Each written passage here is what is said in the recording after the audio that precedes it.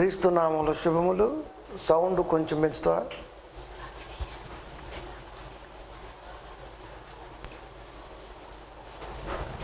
దేవుని పిల్లలకు వందనములు. కొంచెం ప్రైజ్ ది లార్డ్. శుక్రవారము వాక్యభావ పరిశోధన కార్యక్రమము. ఈరోజు నా మాట్లాడుతున్న అంశం నాకౌట్. నాకౌట్ నాకౌట్ అంటే తాగే బ్రాండ్ కాదు. ఎందుకు పెట్టామో అనుకుంటున్నాం మనం కదా. తాగే బ్రాండ్ అనమాట నాకౌట్ అంటే బీర్. కానీ సాతానుని ఫ్రాడ్ బ్రాండ్ అని ఎవరికి తెలియాలి? తాగే బ్రాండ్ కాదు నాకౌట్ అంటే. సాతానుని ఫ్రాడ్ బ్రాండ్ అంటే మోసం చేయటమే వాడి చిహ్నం అంతే. ఫ్రాడ్ అంటే మోసం, వాడు అది బ్రాండ్ వాడిది. కనుక నాకౌట్ ప్రపంచ దేశాలు ఎక్కువగా ఇష్టపడే కొన్ని ఆటలు ఉన్నాయి. వాటిలో చెస్ ఒక 18% ఇష్టపడితే, క్రికెట్ 98% ఇష్టపడితే, బాక్సింగ్ 72% ఇష్టపడతారు. ఇది బాక్సింగ్, కిక్ బాక్స్. ఒక్కటే పంచ్ కొడితే ఏ బ్లో స్ట్రోక్ అంటారు దాన్ని. మంట పుట్టిద్ది అనమాట అంతే. ఇంకా ఏ బ్లో స్ట్రోక్ నాకౌట్. డబ్ల్యూడబ్ల్యూ చూసే వాళ్ళకి అలవాటు ఉంటుంది. డబ్ల్యూడబ్ల్యూ కూడా ఇలాంటివి వాడుతుంటారు. బట్ నాకౌట్ అవ్వరు, అక్కడ కింద పడలేస్తుంటాడు. కానీ కిక్ బాక్సింగ్లో మాత్రమే ఒక్కటే దెబ్బ అంతే, ఇంకా లేవడం. ప్రియమైన దేవుని పిల్లరా, నాక్ అంటే దెబ్బ, ఘోరంగా కొట్టడం అంటారు దాన్ని. అంటే దయాదాక్షిణ్యం లేకుండా కొట్టేది నాకౌట్. దయాదాక్షిణ్యం లేకుండా కిక్ ఇస్తే ఎంతటి వాడైనా సరే దెబ్బకే పడతాడు. ఇంత ఘోరంగా ఎందుకు కొడుతున్నాడు సాతానుడు ప్రపంచ మానవాళిని? ఇప్పుడు రింగులోకి దిగినప్పుడు ఎదుటివాడి బలహీనతల గురించి కోచ్ వీడికి ట్రైనింగ్ ఇస్తూనే చెప్తాడు. వన్స్ రింగులోకి వెళ్ళిన తర్వాత ఎదురుగా కోచ్ ఉన్నా, చూడటానికి వచ్చిన పిల్లలున్నా, పక్కనే బంధువర్గం భార్యతో కలిసి ఉన్నా, రింగులో మాత్రం ఈడే పోటీ పడాలి. అది రింగులో ఈడే పోటీ పడాలి. ఎదుటివాడి బలహీనతలు తెలిసినా, వాడు ఎలా కొడతాడో కోచ్ ఎక్స్ప్లెయిన్ చేసినా, రింగులోకి దిగిన తర్వాత ఎదుటివాడు మూమెంట్ నాకు దెబ్బ రావడానికి ముందే సెకండ్ని క్యాల్కులేట్ చేస్తే, అది పడటానికి ముందే తప్పించుకొని తిరిగి వాడిని కొట్టడం అన్నది కిక్ బాక్సింగ్లో ప్రప్రదంగా నేర్పుతారు కోచ్లు. అయినా సరే పడిపోతూ ఉంటారు. ఎందుకంటే కోచ్ కొంతవరకు మాత్రమే సపోర్ట్ ఇవ్వగలడు. రింగులోకి దిగిన తర్వాత మొత్తం వాడే చూసుకోవాలి. ఇది మనకు అర్థమైతే దేవుని వాక్యం లోకమనే రింగులో ఉంటున్నటువంటి మనిషికి కాపరి రూపంలో కోచ్ వాక్య రూపంలో సలహాలు ఇస్తున్నప్పుడు దానిలో ఏమున్నదో మెమరబుల్గా ఉంచుకోవాల్సిన బాధ్యత రింగులో దిగిన వాడికి మాత్రమే ఉండాలి, మిగతా వాడికి ఉండదు. అందుకే ఎక్కడ చూసినా అందరు నాకౌట్ అవుతూ ఉంటారు. అండ్ గట్టిగా పని ఉంటే నాకౌట్, గట్టిగా ఏదైనా స్ట్రెస్ ఉంటే నాకౌట్, కాస్త ఏదన్నా దొరికితే నాకౌట్. ఎందుకు పడుతున్నాడయ్యా అంటే వాడిని ఘోరంగా కొట్టింది కాబట్టి. అంటే రింగులోకి దిగినప్పుడు వాడు తప్పించుకోవటమో వాడిని కొట్టడమో వీడికి రాలా. పైగా బయటకు వచ్చినాక ఈసారి చూసుకుందాం, ఇప్పుడు ఆస్ట్రేలియాలో అయిపోయింది కదా, ఈసారి ఆఫ్ఘనిస్తాన్లో కిక్ బాక్సింగ్ ఉంది, అక్కడ చూస్తా వాడి సంగతి. ఏం పీకలేదు, ఇంకా ఆడేం బిగుతాడు. మనం కూడా అంతే, క్రైస్తవులు కూడా అంతే. ఏమండి, నేర్చుకునేటప్పుడే తగు జాగ్రత్తలు లేవు, అవకాశం ఇస్తే కోసేస్తాను, గద్దలకు వేసేస్తాను, గద్దలకొండ గణేష్ అంటారు. ఇక్కడ గద్దలకొండ గణేష్ అంటే నేనే. అది ఎందుకంటే ప్రియమైన దేవుని పిల్లారా, నాకౌట్కి అర్థం తెలియాలి, సాతాను కొట్టేదానికి తప్పించుకోవటమో తిరిగి కొట్టడమో తెలియాలి. ఇది లేకుండా రేపు సమాజంలోకి వెళ్ళి వాక్యం చెబుతానంటే ఎవడింటాడు? బోసిగాడు ఎవడనాలి? ఏమండి, ఎవడంటారు చెప్పండి? కనుక ప్రియమైన దేవుని పిల్లారా, ఎందుకు సాతానుడికి అంత కోపం అంటే, మనుషులంటే సాతానుడికి మంట, దేవుడంటే కోపం, నిలువెత్తు స్వార్థం, పరాన్న జీవి. ఇన్ని హై క్వాలిఫికేషన్స్ ఉన్నటువంటి వాడు కొడితే క్రైస్తవుడికి మెలకు వచ్చిద్దా అండి? వచ్చిద్దా? పైగా సాతాను చీల్చేస్తాను, ఆడి ఏ మాటలు మాట్లాడుకుంటాడో ఏం పాడో. కనుక ప్రియమైన దేవుని పిల్లరా, అందరూ కిక్ బాక్సింగ్ ఎన్నుకోరండి. ఏదో గల్లీలో క్రికెట్ అన్నట్టు ఆడుకుంటూ ఉంటారు, చిన్న చిన్న చెస్ బోర్డులు అండ్ ఇయే. కానీ క్రైస్తవుడు కిక్ బాక్సింగ్ లాంటి ఆ తలంపు గల ఆటలో ఉండాలండి. అది వాడు కొడితే ఒక దెబ్బను తట్టుకోవడానికి ప్రయత్నం చేయాలి, లేదా మనం కొడితే వాడు మన నుంచి పారిపోవాలి. ఈ రెండు నేర్చుకోవాలి వాక్యం దగ్గర. ఎందుకంటే ముందే చెప్పాడు దేవుడు, సాతానుడు పరలోకములో యుద్ధం చేశాడు, ఓడిపోయాడు, భూలోకానికి వచ్చాడు. భూలోకానికి వచ్చి మిమ్మల్ని మింగడానికి ప్రయత్నం చేస్తున్నాడు. దేవుడు చెప్పేశాడు, యుద్ధం చేశాడంటేనే వాడి కెపాసిటీ ఆలోచించాలా. అది దేవుడితో, దైవ సైన్యముతో, మెకాయేలు దూతతో. దేవుడు పక్షాన ఉన్నాడు కాబట్టి మెకాయేలు దూత పక్షాన సాతానుడు ఓడాడు, భూలోకానికి వచ్చాడు. ఎన్నోసార్లు చూసుకున్నాం, ఎన్నోసార్లు ఆలోచించాం కూడా దాన్ని. ఇప్పుడు యావత్తు ప్రపంచాన్ని వాడు కొడుతున్న దెబ్బ అట్లా ఇట్లా కాదు. అందుకనే దేవుడికి తరతరాలలో యోధుడు కనపడటం కరువయ్యాడు. అది యోధులు కనపట్ల.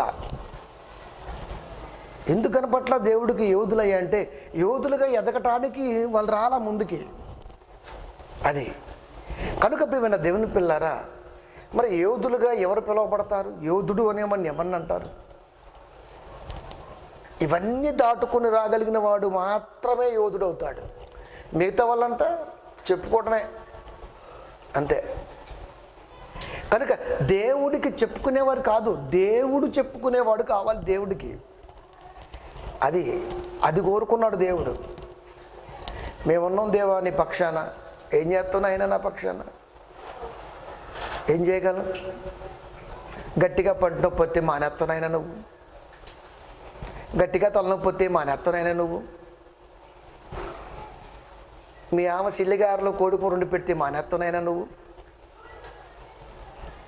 ఇలాంటి ఫెస్టివల్లో మీ సార్ ఏదైనా పని చెబితే మానేస్తున్నాయినా నువ్వు, నీకెందుకురా బోగ్గా నా గురించి అంటాడు దేవుడు. దేవుడు తిట్టడం చాలామంది అనుకుంటారు, దేవుడు తిడతాడని నన్ను చూసి నేర్చుకోవాలి. కోపంతో తిట్టమా? తిడతాం. మరి ఇవన్నీ దాటి రావాలి. నాకౌట్ కొడితే ఇంకా లేవడంతే, అక్కడ పడి లేవడం. ఇంకా ఇలాంటి వాళ్ళు నిలబడి దేవుడి పక్షాన బాలాలు విసురుతాం, యుద్ధాలు చేస్తాం. ఒకప్పుడు చరిత్ర, ఇప్పుడు లేదు. ఇంకా ఇప్పుడు అంతా అప్పుడంగాళ్లే. అదే నేటి కాలములో కనబడాలి కదా దేవుడికి. మరి నేటి కాలములో కనపడాలి. నేటి కాలంలో కనపడాలంటే ఎవరు కనపడతారా అని ఎదురు చూస్తాం మనం. నేనున్నా ప్రభువా కనపడతా అని మాత్రం మనం చెప్పుకోం.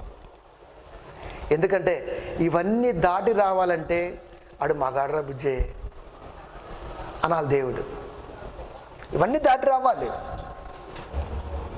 జీవన వ్యాపారం నుంచి దాటి రావాలి. మనిషికి ఉన్నటువంటి వేదన, బాధ, ఉద్దేశాల నుంచి దాటి రావాలి. ఇవన్నీ దాటి వచ్చిన వాడికి మాత్రమే వాక్యం దేవుడిస్తాడు. మిగతా వాడు అక్షర రూపం ఉంది కాబట్టి మేము అని చదువుకుంటూ ఉంటాడు, అదే చెప్తూ ఉంటాడు అంతే. వీళ్ళంతా ఆ టైప్ కావాలన్నమాట. మరి ఎప్పుడు యుద్ధం చేస్తాడు దేవుడి తరపున? ఒక ఆత్మకు ఎప్పుడు భరోసా కలిగిస్తాడు? ఈడికే కరెక్ట్గా లేదు, ఇంకా ఈడు ఆత్మలు కాపాడుతారంట. అదే అందుకే పాఠరత్వం ఆచారాలు సాంప్రదాయాలు విగ్రహం. అది నేనున్న ప్రభు అంటూ గొప్పలు చెప్తారు, జబ్బలు చెప్తారు, తర్వాత చూస్తే ఏముండదు అక్కడ. అది దేవుడికి ఎలాంటి వాళ్ళు కాదండి. అందుకనే లోకం మొత్తం వెతికితే తరాలలో ఒక్కడే కనపడ్డాడండి దేవుడికి. చెప్పుకోవడానికి చాలామంది క్రైస్తవులు ఉన్నా ఒక్కడే కనపడుతున్నాడు. వాడెవడో తెలుసా? నాకౌట్ కానివాడు. నాకౌట్ కానివాడు వాడు. ప్రియమైన దేవుని పిల్లారా, కనుక దేవుడు పక్షాన నాకౌట్ కానివాడిగా కనపడాలి. దేవుడు పక్షాన నాకౌట్ కాని కుటుంబంగాను కనబడాలి. దేవుని పక్షాన నాకౌట్ అంటే ఏంటి అనే ఒక రెక్కలసినటువంటి వాడిగా నువ్వు కనపడాలి. నాకౌట్ అంటే ఏంటి?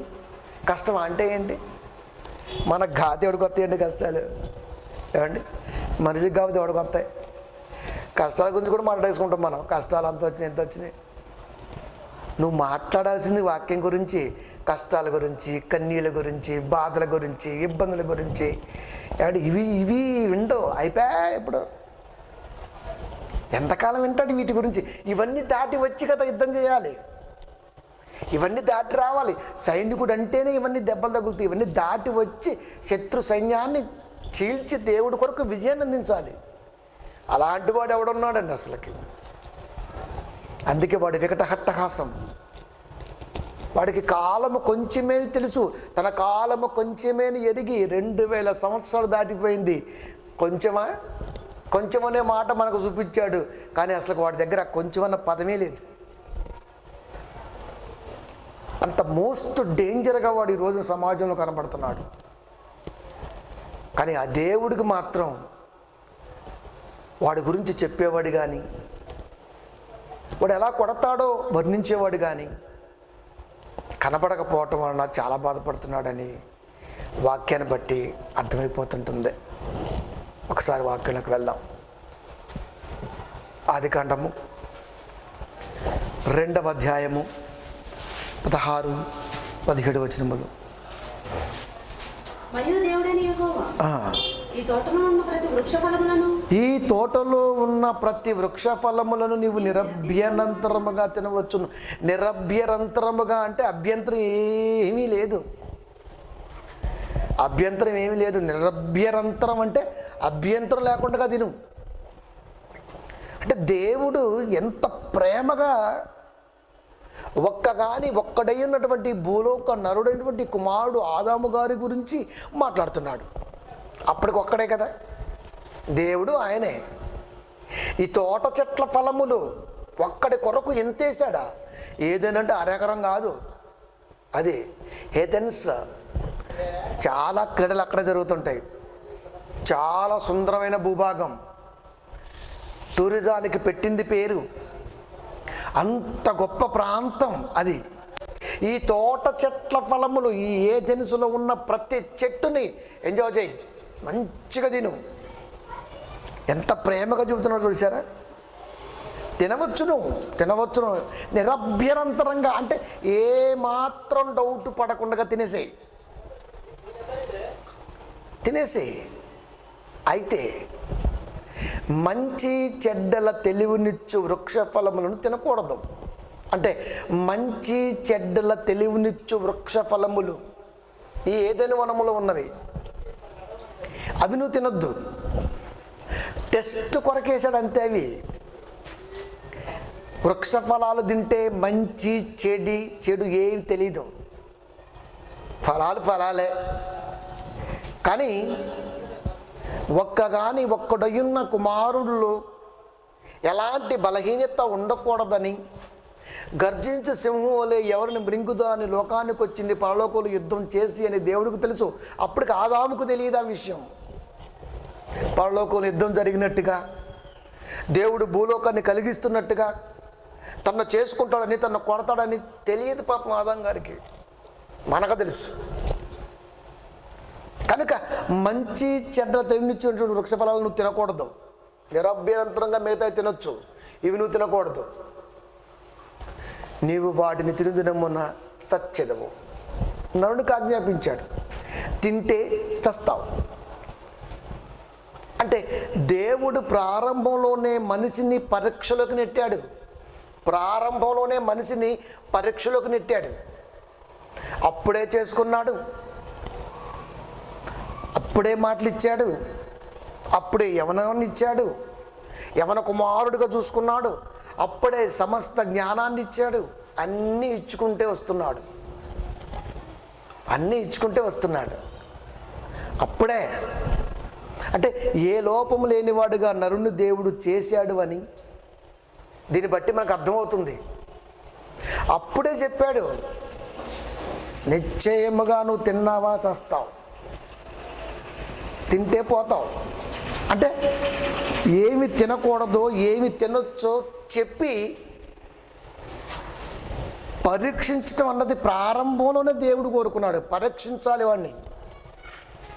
ప్రారంభం నుంచి ఇప్పటి వరకు దేవుడు పరీక్షిస్తూనే ఉన్నాడు. పై ప్రారంభంలోనే నాకౌట్ అయిపోయాడు. దేవుడి పనిలో ఉన్నంత వరకు ఏం కాలేదండి. కష్టపడుతున్నాడు, కాస్త హెల్పింగ్గా సహాయంగా ఉంటుందేమోనని తనలో నుంచి సగభాగంగా చేసి తీసి, ఎప్పుడైతే ఒక్కరు కాస్త ఇద్దరయ్యారు, వీరిద్దరూ దేవునిలో ఉంటున్నప్పుడే దెబ్బ పడింది. ఒక్కడగా ఉన్నప్పుడు దెబ్బ కొట్టడానికి ప్రయత్నం జరిగింది, కానీ పళ్ళ. ఇద్దరుగా ఉన్నప్పుడు దెబ్బ పడింది. ఇక ముగ్గురుగా ఉంటే పడదా, నలుగురుగా ఉంటే పడదా, 750 మందిగా ఉంటే పడదా, 700 కోట్ల పైచులకు జనాభా పడదా, పడింది. అంటే వాడి పని కొట్టడమే, కొడితే లేవకూడదు. ఇంకా అది కొడితే లేవకూడదు. ఇంకా సాతాను కొడితే లేచిన వాడు ఎవడన్నాడు చెప్పండి? అసలుకి చాలా తక్కువ మంది కనపడుతుంటారు మనకి. పరీక్షలోకి దేవుడు నెట్టాడు. పరీక్షించాలనుకున్నాడు దేవుడు. ఎందుకు పరీక్షించాలో తెలుసా? ఒక మంచి ప్రణాళిక ఉంది ఆయనకి. పరీక్ష ఎందుకు పెడతాం మనం పిల్లలకి? ఒక ప్రణాళిక. వాళ్ళకి ఆసక్తి ఎంత ఉంది, వాళ్ళు ఎలాంటి ఆలోచనలు ఉంటారు, ఇవన్నీ కూడా వాళ్ళలోకి వచ్చేయాలి. పరీక్ష అంటే అది వాళ్ళ భవిష్యత్తుకి, వాళ్ళ తలంపుకి పరీక్ష. ఆదాము గారి తలంపుకి పరీక్ష దేవుడి మాట. మంచి చెడ్డల తెలివినిచ్చు ఫల వృక్షములు తినకూడదు, వృక్ష ఫలములు తినకూడదు చెప్పాడు, వేశాడు, చూయించాడు, పరీక్ష పెట్టాడు. అది ఇప్పుడు కూడా దేవుడు చెబుతున్నాడు, వాక్యాన్ని చూపిస్తున్నాడు. నువ్వు నాకౌట్ కాకుండా చూసుకో అని దేవుడు చెప్తున్నాడు. కానీ ఎప్పుడు మనిషి ఏదో ఒక విషయంలో నాకౌట్ అవుతూనే ఉన్నాడు. ఇంకెవరు దేవుడి కోసం ఉపయోగపడతారండి? ఎవడో ఉపయోగపడతాడు? అందుకే పనికి మాలినోళ్ళు వాక్యాలు ఎక్కడ చెప్పినా నేను వినడానికి ఇష్టపడను. నాకు అనిపించింది, నాకౌట్ అని అంటే డ్యామేజ్ గాడు ఏం చెప్తాడు వాక్యాన్ని? ఏం చెప్తాడు? ఏం సాధించామని చెప్పాలి, ఏమి పొందుకున్నామని చెప్పాలి, ఏమి బలవంతులుగా ఉన్నామని చెప్పాలి. బలవంతుడు అంటే ఏంటో తెలుసా? ఆడు ప్రతి దాంట్లో గెలుస్తాడు, ఆడు బలవంతుడు. ఒక దాంట్లో గెలిచేసి 99 పక్కన పెట్టేసుకుని ఆడు బలవంతుడు ఎలా అవుతాడు? ప్రియమైన దేవుని పిల్లరా, బలవంతుడంటే అలా ఉంటాడు. ప్రతి విషయంలో బలవంతుగా ఉంటాడు. వాడు దృష్టికి ప్రతీది బలహీనమే. వాడు చూసే చూపులో ప్రతీది వాడి కంటికి బలహీనంగానే కనపడాలి. వాడు మాత్రమే బలవంతుడిగా ఉండాలి. ఇలాంటి వాడు ఎక్కడున్నాడు? భూతత్తులు దిగిన భూమి మీద కనపడ్డేమో దేవుడికి. ప్రియమైన దేవుని పిల్లారు, ఎవరుంటారు చెప్పండి? ఎవరుండాలి? ఒంటరిగా ఉన్నాడు. దేవుడు ఆయనే, మధ్యలో దెయ్యం. దేవుడు ఆదాము, మధ్యలో దెయ్యం. నాకౌట్ అవలా. కానీ ఖచ్చితంగా ఆదాము నాకౌట్ చేస్తేనే వాడు అనుకున్నది జరిగింది భూమి మీద. అనుకుంది అంటే సమయం కొరకు వెయిట్ చేస్తుంది. దేవుడు చెబుతుంటే పక్కనే ఉని వింటుంది. దేవుడు చెబుతున్నాడు ఆదాముకి, ఏదేది వనాన్ని చూపిస్తున్నాడు, అది చూస్తుంది. బా పరలోకం దించినట్టున్నాడు ఇక్కడ కిందకి. ఎందుకంటే స్టాంప్,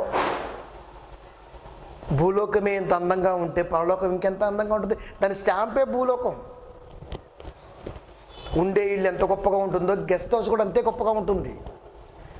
ఇది గెస్ట్ హౌస్ లాంటిది ప్రియమైన దేవుని పిల్లార. మనిషికి పరలోక స్టాంపు. ఇక్కడ ఏ కొదువ లేకుండా ఇంత అందంగా సుందరంగా చేశాడు అంటే ఇంతకంటే గొప్పది అక్కడ ఉందని చెప్పడం కొరకు భూలోకం ఇంత అందంగా చేశాడు. ఇది దేవుడు మనిషి పట్ల కోరుకున్నటువంటిది. ఎవరున్నారు? ఎవరో లేరు. ఆదాము చెబుతున్నాడు, పక్కనే ఉన్నాడు. దేవుడు అలా టర్న్ అయ్యాడు, సాతాను ఎంటర్ అయ్యాడు. ఈ లోపల పక్షులకు పేర్లు పెట్టాడు, జంతువులకు పేర్లు పెట్టాడు, అన్నిటికి పేర్లు పెట్టాడు. మంచిగా కష్టపడుతున్నాడని సహాయాన్ని ఇచ్చాడు. చట్టపట్టాలు వేసుకుంటున్నారు, తిరుగుతున్నారు, దేవుడితో హ్యాపీగా ఉంటున్నారు. దేవుడు రాని సమయాన ఒక మంచి సమయం, స్పాట్ అంటారు దాన్ని, చూశాడు. అవ్వమ్మకి ఎంటర్ అయ్యాడు. ఏంటవ్వా, ఏంటి అందంగా ఉందా? ఏదైనా మనం మా దేవుడు ఇచ్చింది కదా. అక్కడ ప్రశ్నించలేకపోతున్నాం మనం. ఎవరు నువ్వు? దేవుడు అయితే కాదు, ఆయనతో మాకు సంబంధం ఉంది కదా, ఆయన మాట తెలుసు, ఆయన గురించి తెలుసు. నువ్వు ఎవరివి అని అడగలేకపోయారు అక్కడ ఆ రోజున వాళ్ళు. అదే పెద్ద మైనస్. ఈ రోజున వాక్యాన్ని కూడా ఏంటి ఇలా చెబుతున్నావు అని క్వశ్చన్ వేయలేకపోతున్నావు. ఇది ఈ రోజున మైనస్. ఆ రోజున వాళ్ళు అడగల, ఎవరు నువ్వు? అడుగుంటే బాగుండేది కదండి. ఆ మాట స్పష్టంగా రాయించేవాడు దేవుడు మన కొరకు. అడగలేదు. ఏదేని వనములు చల్లపూట దేవుడు వాయిస్ గుర్తెరిగింది. దేవుడు వాయిస్ తెలుసని ఎలా చెప్పగలిగాను నేను? ఈ చరిత్ర అంతా ఇదంతా జరిగిపోయిన తర్వాత చెట్ల చాటును దాక్కున్నారు. ఏంటి, ఎక్కడున్నారు? అయ్యా మేము చెట్ల చాటున ఉన్నాం. ఎవరు మీకు నేర్పింది? తెలిసిపోతుంది దేవుడు వాయిస్. అంటే దేవుడు కాకుండా మరెవరో వచ్చారు అని ఫస్ట్లోనే ఐడెంటిఫికేషన్ చేసి ఉంటే బాగుండేది కదా. లేదు, అయిపోయిన తర్వాత ప్రశ్నిస్తాం మనం.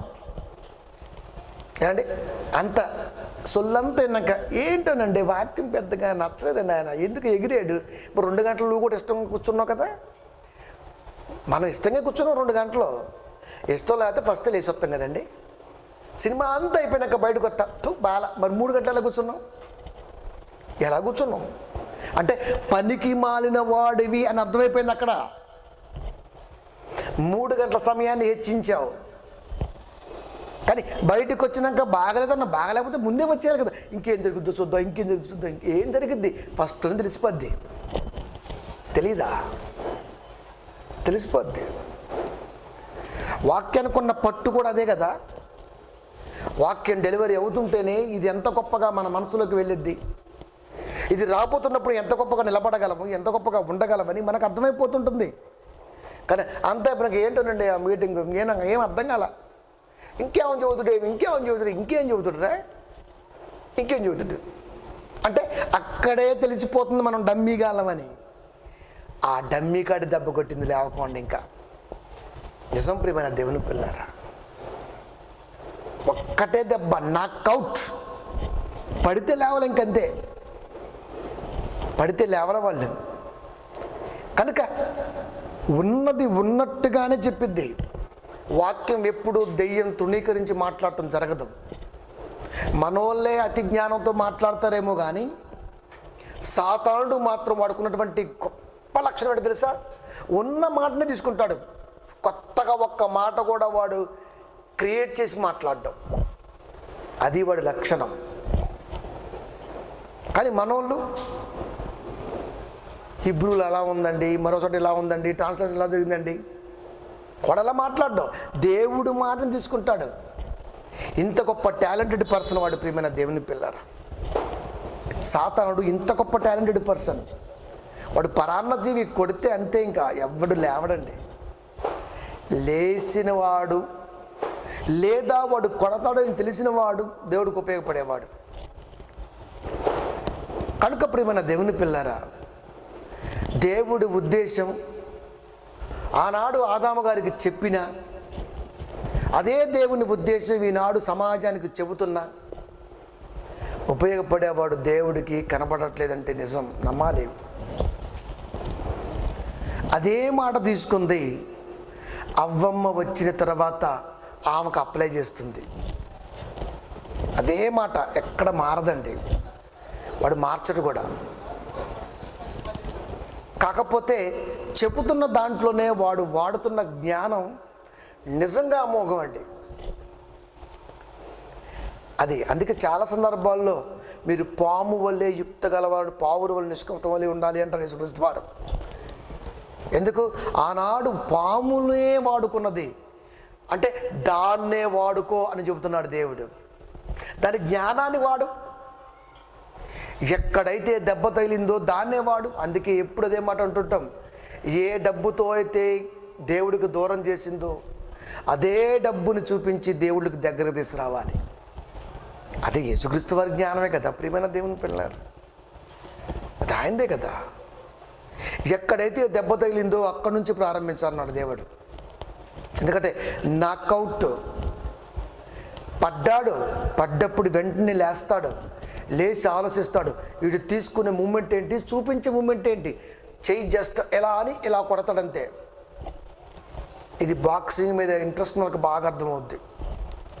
Punch movement, call leg movement డేంజర్గా ఉంటుంది. ఒకడు చూపిస్తాడు, ఒకడు కొడతాడు, ఒకడు చూపించి ఒకటి కొడతాడు. ఈ రోజున క్రైస్తవ్యాన్ని కూడా అదే చూపిస్తుంది. ఏం చూపించింది తెలుసా? ఏదైనా వనాన్ని దేవుడేస్తే, దైవ కుటుంబం ఏదైనా వనములో ఉంటే, ఈ రోజున నీ కుటుంబం ఈ భూలోక వనములో ఉన్నది.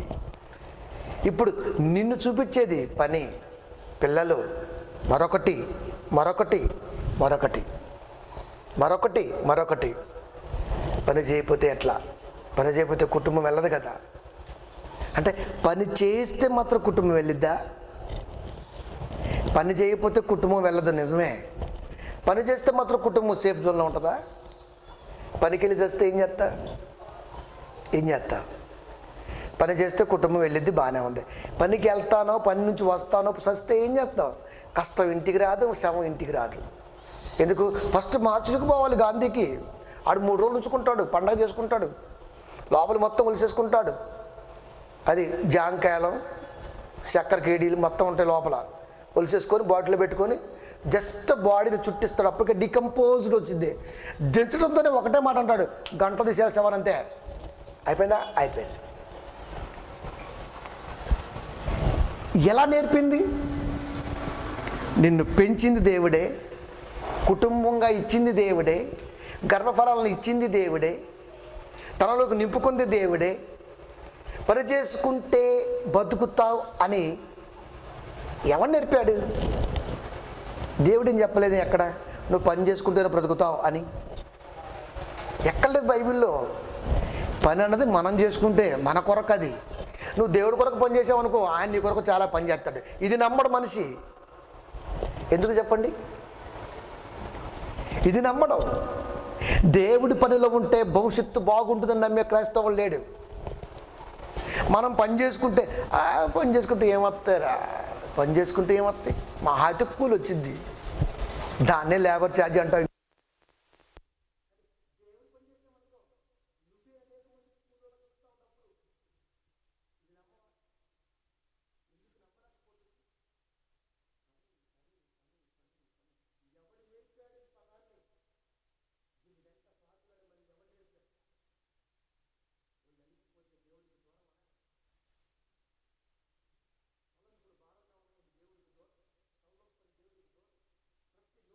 దేవుడే కారణం.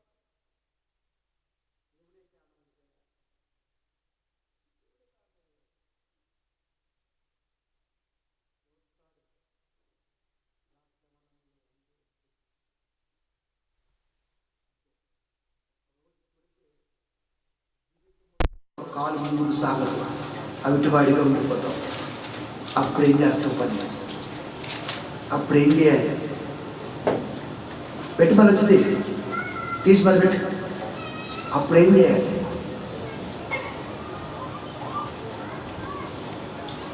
ఏమైనా దేవుడికి ఆలోచించండి.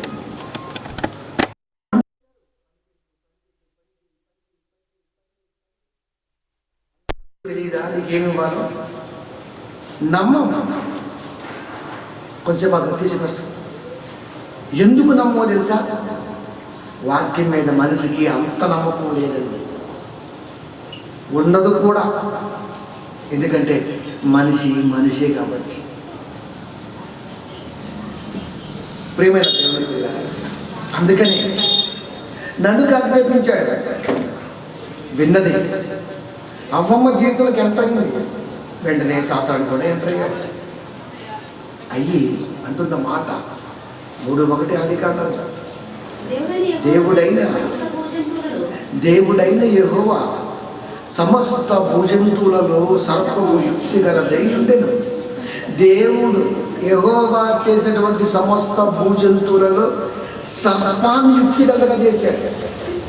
దెయ్యం అనగానే పావును కొమ్మాకండి, దెయ్యం అనగానే కప్పలు కొమ్మాకండి, దెయ్యం అనగానే తేలను కొమ్మాకండి, చెరువులు కొమ్మాకండి. మనకు చిన్నప్పుడు పుస్తకాలు రాసే హృదయం బొమ్మేసి సాతాన్ని మధ్యలో వేసి కప్ప, పాము, తెరువు, జేడు ఇన్ని వేసాడు. అలా నేర్పిందంటే అవి భూజంతువులు. వీటన్నిటిలో జ్ఞానవంతమైంది ఏంటయ్యా అంటే పాము. అంటే జ్ఞానవంతమైన పామునే వాడుకున్నదంటే జ్ఞానవంతుడిగా ఎదుగుతున్న నిన్ను వాడుకుందా? అసలు జ్ఞానాన్నే వాడుకుంటుంది అది. ఏమంటే యేసుక్రీస్తు వారిని వాడుకుందాం ట్రై చేసింది. ఆయన జ్ఞానవంతుడు కాబట్టి దాని దెబ్బ వాడలేదు.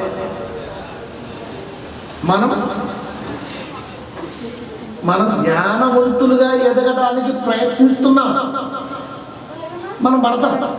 నక్అవుట్ ఒక్కటే పంచి, ఈ బ్లో స్ట్రోక్ కొడితే మంటొచ్చిందంట. అండ్ గ్రాఫిక్లో ఆలోచించండి, కళ్ళు మూసుకొని ఒక్కటే గుర్తు ఎదురు రంగు మీద గుద్దితే నోట్లోంచి, చెవులోంచి, కళ్ళలోంచి ఆలోచించేస్తుంది మనిషికి. అంటే నవరంధ్రాలు బ్లాక్ అయిపోతాయి.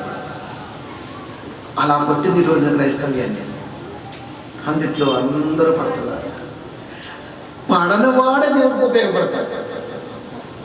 చెప్పగలవా? నేను దెయ్యం దెబ్బలు తప్పించుకున్నానండి అని. తప్పించుకోవడం ఏంటి అసలు? నువ్వు వెంటపడాలి దాని వెంట. మనం పడాలి కదండి. అమ్మాయిలు వెంట పడతాం మనం, పువ్వు ఎట్టుకొని లవ్ యూ డార్లింగ్ కదండి. అమ్మాయిలు వెంట పడతాం పెద్ద కష్టమా? ఇది పెద్ద మగాడికి నిదర్శనమా? ప్రతి బోగ్గాడు వెంట పడతాం. అది పువ్వు ఎట్టుకోవాలి. ఇది పువ్వు ఎవరి రక్షణ? భవిష్యత్తులో కాపాడుతుందా? ఏమండి? వెంట పడటం నేర్చుకున్నాడు కానీ దెయ్యం వెంట పడ్డండి వీడు. ఎందుకంటే భయస్థుడు ప్రియమైన దేవుని పిల్ల. దెయ్యం వెంట మనం పట్టడం. మరి ఎవరంట పడతాం? దెయ్యాన్ని తరిమే క్రైస్తవుడు ఎక్కడున్నాడు లోకంలో? దెయ్యాన్ని తరిమేవాడు ఎవడున్నాడు చెప్పండి? వాడు కావాలి దేవుడికి, వాడే యోధుడు. దెయ్యాన్ని తరిమేవాడు యోధుడు. అది యావత్తు ప్రపంచములో ఈ రోజున సువార్త వెలగలిగినట్టే యోధుడు. ప్రియమైన దేవుడి పిల్ల యోధుడే, యోధుడు కదా. యుక్తి కలదై ఉండెను సర్పము. దేవుడైన యెహోవా చేసిన సమస్త భూజంతువులలో సర్పము యుక్తి. యుక్తి అంటే జ్ఞానం కలదంటారు. ఆ యుక్తి కలది అంటే జ్ఞానాన్ని వాడుకున్నది. ఆ జ్ఞానాన్ని వాడుకొని మాట్లాడుతున్న మాట అబ్బమ్మతో, ఆ స్త్రీతో. ఇది నిజమా? డైరెక్ట్గా ఎందుకు రాదు చెప్పండి? ఇప్పుడు డైరెక్ట్గా పాయింట్లోకి వస్తే బాగుంటుంది కదా. డైరెక్ట్లో పాయింట్లోకి రాకుండా ఏ పాయింట్తో మాట్లాడితే అనుమానం వచ్చిందో ఆ పాయింట్ మాట్లాడింది. ఇది నిజమా? దాంట్లో ఏముంది? బోల్డ్ అంత ఉంది. ప్రపంచం తలకిందులు అయిపోద్ది అంతే. ఆ పదం డేంజర్ పదం అది. ఇది నిజమా? డైరెక్ట్గా రావచ్చు కదా, డైరెక్ట్గా రావచ్చు కదా. ఈ తోట చెట్లలో దేని ఫలమునైనను మీరు తినకూడదని దేవుడు చెప్పిన, అంటే దేవుడు చెప్పాడన్న సంగతి దీనికి ఎలా తెలుసు? అంటే నీకు చెప్పింది ఎవరు అని ఎందుకు అడగలేకపోయాను? నీకు చెప్పింది ఎవరు ఎందుకు అడగలేకపోయాను? ఇలా తప్పుడు బోధ చేస్తున్నా నీకు వాక్యం నేర్పింది ఎవడో అని ఎందుకు అడగలేదు? ఈరోజు మనం ఎందుకు అడగం? ఎందుకంటే మనం అన్ని దాటి వచ్చిన యోధులు కాదు కాబట్టి అడగలేకపోతున్నాం. నీకు ఎవరో వాక్యం నేర్పింది అని ఎందుకు అడగం? అడగలేము. ఎందుకంటే ముందు మనం ఏమనగల అన్ని త్యజించుకుని దేవుళ్ళకి వచ్చినటువంటి లిస్టు దేవుడికి కనపట్ల. అది అందుకు అడగలేకపోయాం మనం. అందుకే ఇక్కడ రాయించిన గొప్ప సంగతి అదే. ఈ తోట చెట్లలో దేని ఫలమునైనా మీరు తినకూడదని దేవుడు చెప్పాడు కరెక్టే. ఇంతకు నువ్వెవరవి? ఆ రోజు ఏం చెప్పేదో. అందుకని అడిగిందని తెలిసే యుక్తిగలమైన పాము వాడుకుంది. అంటే ఆకారంలో పాము కనపడుతుంది. అంటే ఓహో పాము అడుగుతుంది అంటే దేవుడేం చేశాడు? అంటే దేవుడే చేశాడు కాబట్టి దేవుడే అడగమని ఉంటాడేమో. భ్రమ కలిగించేసింది. భ్రమ. దేవుడు చేశాడు. మా ఆయన పేర్లు పెట్టాడు, నాకు చెప్పాడు రాత్రి. ఎందుకంటే ప్రతి భర్త భార్యకు సొల్లి పంచుకుంటాడు తప్ప సొల్యూషన్ పంచుకుంటాడు. నేనేం చేశాను, దానికి బాగుండడానికి నేనే 40 పేరు పెట్టా. అవ్వమ్మ సపోర్ట్ కొట్టలే, మళ్ళీ పెట్టే బాగుంది. అది అన్ని హెచ్చలే కదా. మరి ప్రతి భర్త భార్యగా చెప్పేది హెచ్చలే, నిజాలు కావాలి. అది నువ్వు దేవుడి దగ్గర చెప్పాలంటే అంతే కదండి. భార్య మార్పులు వేసిందండి. ఏ భర్తకి ఇప్పుడు ఎంత ఎదవైనా సరే భార్య మార్పులు వేసింది. పాప మహాతలు దండగడండి. ఎందుకు? తప్పదు మరి. మార్పు లేకపోతే దేవుడు ఏదే మార్పు ఇస్తాడు మనం. భయం వాళ్ళకి. ఆ పాము చూపించింది, దాన్ని నేనే పెట్టే పేరు. అమ్మమ్మ వచ్చేసింది. ఓ ఇది మా ఆయన చెప్పింది రాత్రి నాకు. పగలానే వచ్చింది. పండు అని వెళ్ళంటాడు మనవాడు భార్య. ఎందుకు? ఫ్రూట్లు బాగా పండగా మనం ఇంట్లోకి అంట అడిగే లేదు. ఇది నేను తిన్నా, ఇది ఆమె తినాలి, ఇది నేను తిన్నా, ఇది ఆమె తినలేదు. కూడా ఉండి ఎత్తుకుంటూ వెళ్తాడు. ఏదో మామూలు వనం అది కొన్ని 100 కిలోమీటర్లు ఉంటుంది. ఏ పడి తెస్తే పడుతుంది వెళ్ళిపోయాడు. ఫుడ్డు మరి వంటలేదు కదా, వంట లేదు, ఫుడ్డు ఏని నేను తిన్నా. ఆమె చాలా కాలానికి వచ్చింది. ఆమె నేను తిన్నది మనం తినాలి. ఇప్పుడు ఎక్కడ ఉంటా ఎత్తుకుంటూ వెళ్తున్నాడు. ఈ లోపల ఒక్కటి దేవుడు రాలేదు. దేవుడు సాయంత్రం వస్తాడు. పగలంతా ఫీడ్ చేశాడు. ఈ లోపల ఎంటర్ అయింది. అంతే. మా ఆయన చెప్పాడు, మా ఆయనే పేరు పెట్టాడు దీనికి. ఏంటి ఎలా ఉన్నా బాగున్నావా, మంచి సంభాషిస్తున్నాను చూసారు అక్కడ. అవ్వమ్మ సాతాడు బాగుంది, మంచి సంభాషణ. ఈ తోట చెట్లలో దేని ఫలములను మీరు తినకూడదని దేవుడు చెప్పాడా? అంతేగా మరి దేవుడే చెప్పాడు కదా అని అడిగింది. అంతే. కానీ తినొద్దని చెప్పింది ఆదాముకి. ఆదాముకు చెప్పాడు అంటే ఆదాము అవ్వమ్మకి పనిచేశాడు. ఏం దాచుకోలే. 83 లక్షల జీవరాశికి పేరు పెట్టింది నేనే అని చెప్పేశాడు. అర్థమైపోయింది. చెప్పినా దేవుడు చెప్పినా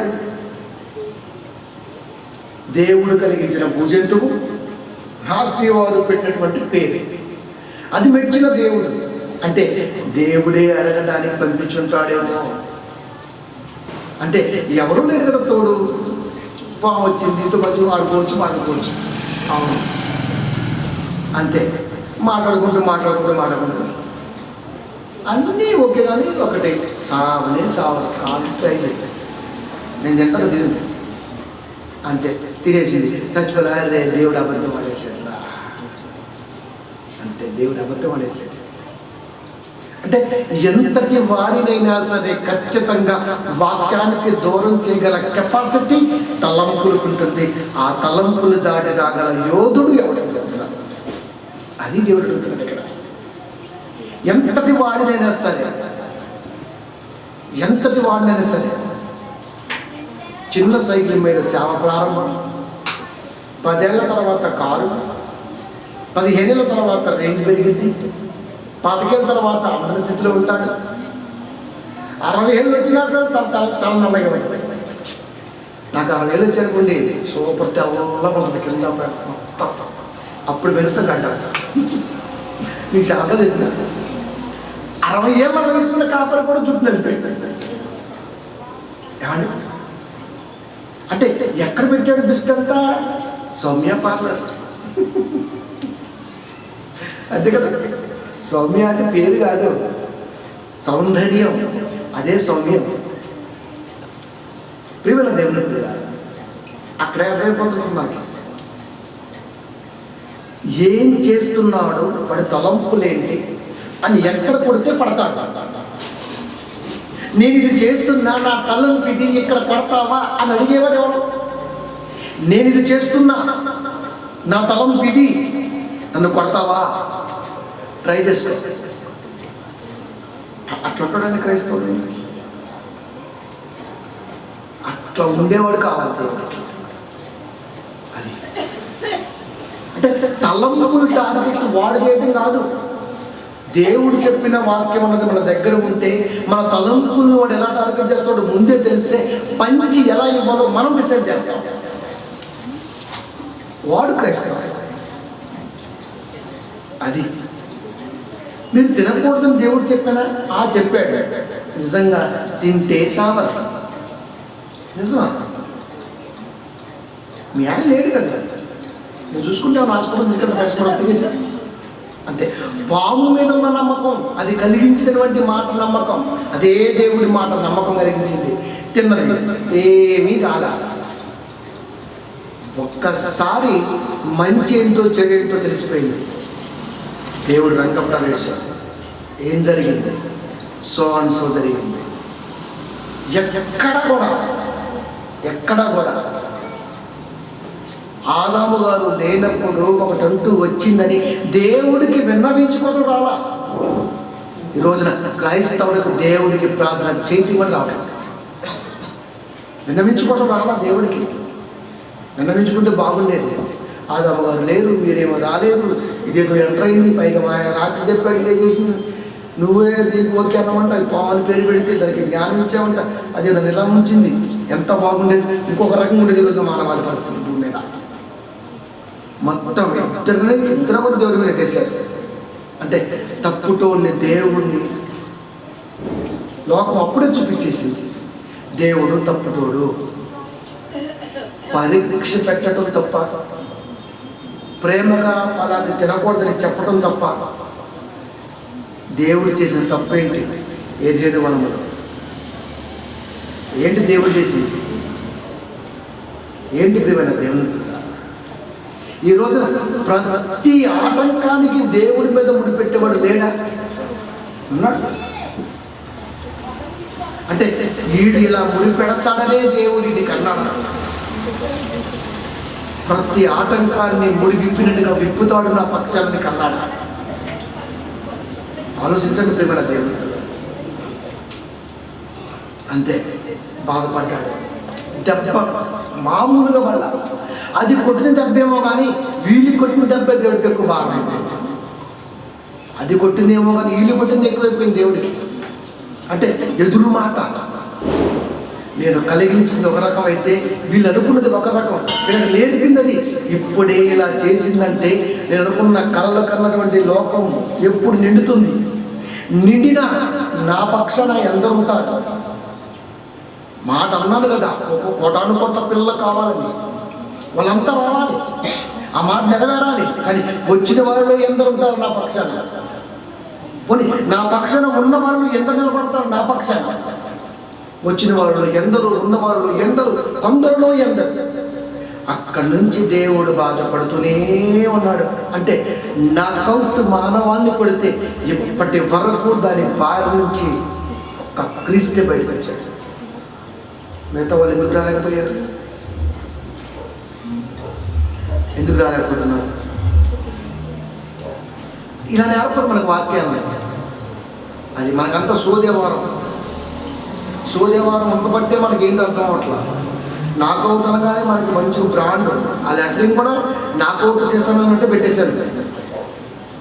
ఎందుకు నీకు తెలియాలా అది సాతాను ఫ్రాడ్ బ్రాండ్ అని? వాటి ఫైన్ ఉంటుంది కదా, అది ఎందుకు నీకు తెలియాలి కదా ప్రియమైన దేవుని పిల్లలు. ఏదైనా వనములో పడ్డ దెబ్బ తరతరాలు పెరుగుకుంటూ పెరుగుకుంటూ పెరుగుకుంటూ పెరుగుకుంటూ పెరుగుకుంటూ నోవాహు కాలానికి వచ్చేసింది. మారతారేమో, నా వైపు వస్తారేమో అని చూస్తున్న దేవుడికి నిరాశే మిగిలింది. అప్పటికే భూమి మీద విస్తరించడం ప్రారంభించారు. గొప్పలు తెప్పల కంటమే ప్రియమైన దేవుని పిల్లలు. ఎందుకంటే దేవుడు ఫలించమన్నాడు కదా, ఈ ఫలములు మాత్రం ముందే ఉన్నారు. కానీ దేవుడు ఆత్మరూపిగా ఉన్న దేవుడు కోరుకున్న ఆత్మ ఫలాల్లో మాత్రం మనిషి ముందుకు లేడు.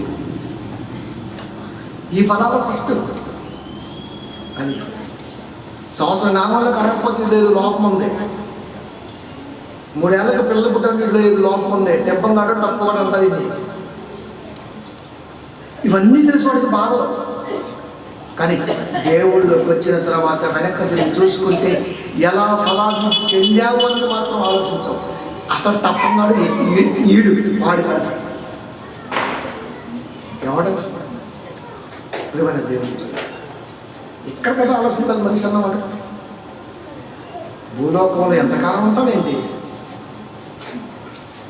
తిప్పాలి. ప్రారంభంలో తల క్రిందులు చేశారు, ఇప్పుడు మనం తల కిందులు అయిపోతుంటాం. ఎందుకు? నొప్పులు ఎక్కువ మనకి. మన ప్రాబ్లం అది కాదు, ఇది దాని దగ్గర ఉంది.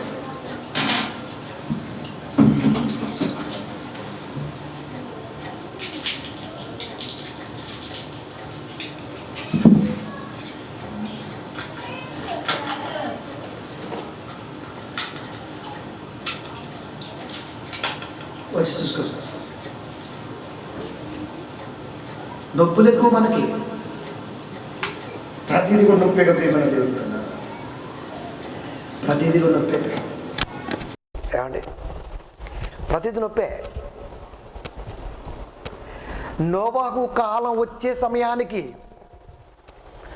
నోవాహు గారు కాలం వచ్చే సమయానికి నాకౌట్ కానివాడు ఎవడైనా ఉంటాడా అని ఒప్పగలిగాడు.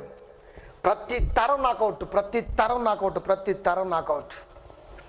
విసిగెత్తిపోయిన దేవుడు ఒకే ఒక నిర్ణయం, నాకౌట్ కాని కుటుంబం ఏదైనా ఉంది అంటే అది నోవాహు కుటుంబమే. చూశాడు, ఎంటర్ అయిపోయాడు. ఇక దేవుడికి పేషెన్స్ తక్కువ, మానవాళి విస్తారం అయిపోతుంది. ఇక్కడతో ఆపేయాలి, ఇంకా ఇక్కడతో ఈ చెత్తను ఆపాలి, ఇంకా యావత్తు ప్రపంచాన్ని తగలేయాలి, ఇంకా లాభం లేదు, ఇంకా ముంచేయాలి నేలల్లో.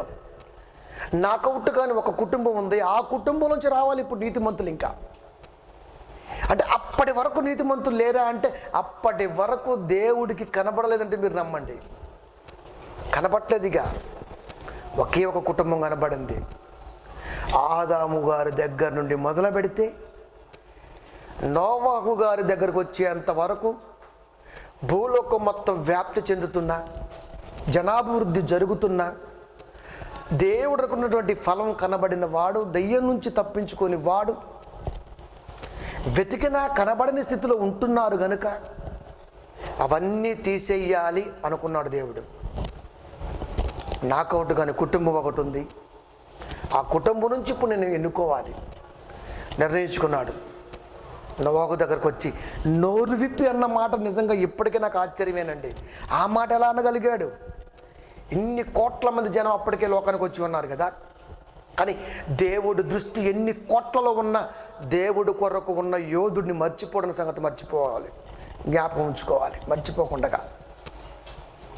ఎందరో వచ్చి విశ్వాసులు, కానీ దేవుడు అనుకున్నటువంటి యాంగిల్లో కనబడే విశ్వాసిగా ఈ రోజున మానవాళిలో నువ్వున్నావా, నేనున్నానా, నా కుటుంబం ఉందా, నేనున్నానా అని మనం పరీక్షించుకోవాలి. అంటే సాతాను దెబ్బ నుండి తప్పించుకున్న కుటుంబం ఒక్కటేనా? సిగ్గుసేటు. అవురా, ఎంత బాధేసిందండి దేవుడికి ఆ మాట చెప్పటంలో. 7:1 ఆదికాండము. యెహోవా ఆయన అంటున్నాడు, ఈ తరము వారిలో. ఏ తరం? అప్పటి తరం, ఈ తరం. అంటే దేవుడు చూడండి, ఈ తరము వారిలో నీవే నా ఎదుట నీతిమంతుడివై ఉండుట చూసితేనే. అంటే తరాలు గడుస్తున్నా సరే, నోవాహు తరం వచ్చేంత వరకు తరాలు మొత్తం తిరగబడిపోయాయి. మొత్తం పిల్లల గంట మాత్రం ఆపల దేవుడు. ఎందుకంటే అన్నాడుగా, ఆ మాట నెరవేరాలి కాబట్టి ఇస్తూనే ఉన్నాడు. చూశాడు చూశాడు చూశాడు, నాకౌట్ కానీ కుటుంబం కనపట్లే. ఎక్కడ ఒక్కటి కనపడింది, వెతకంగా వెతకంగా వెతకంగా నోవాహు కుటుంబం.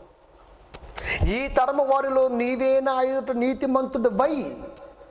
నీతిమంతుడవై అంటే మరొకటి లేదు, ఇంకా మరొక ఫ్యామిలీ లేదు, ఇంకా లేదు, ఇంకా ఉండుట చూచితిని గనుక నీవును నీ ఇంటి వారును.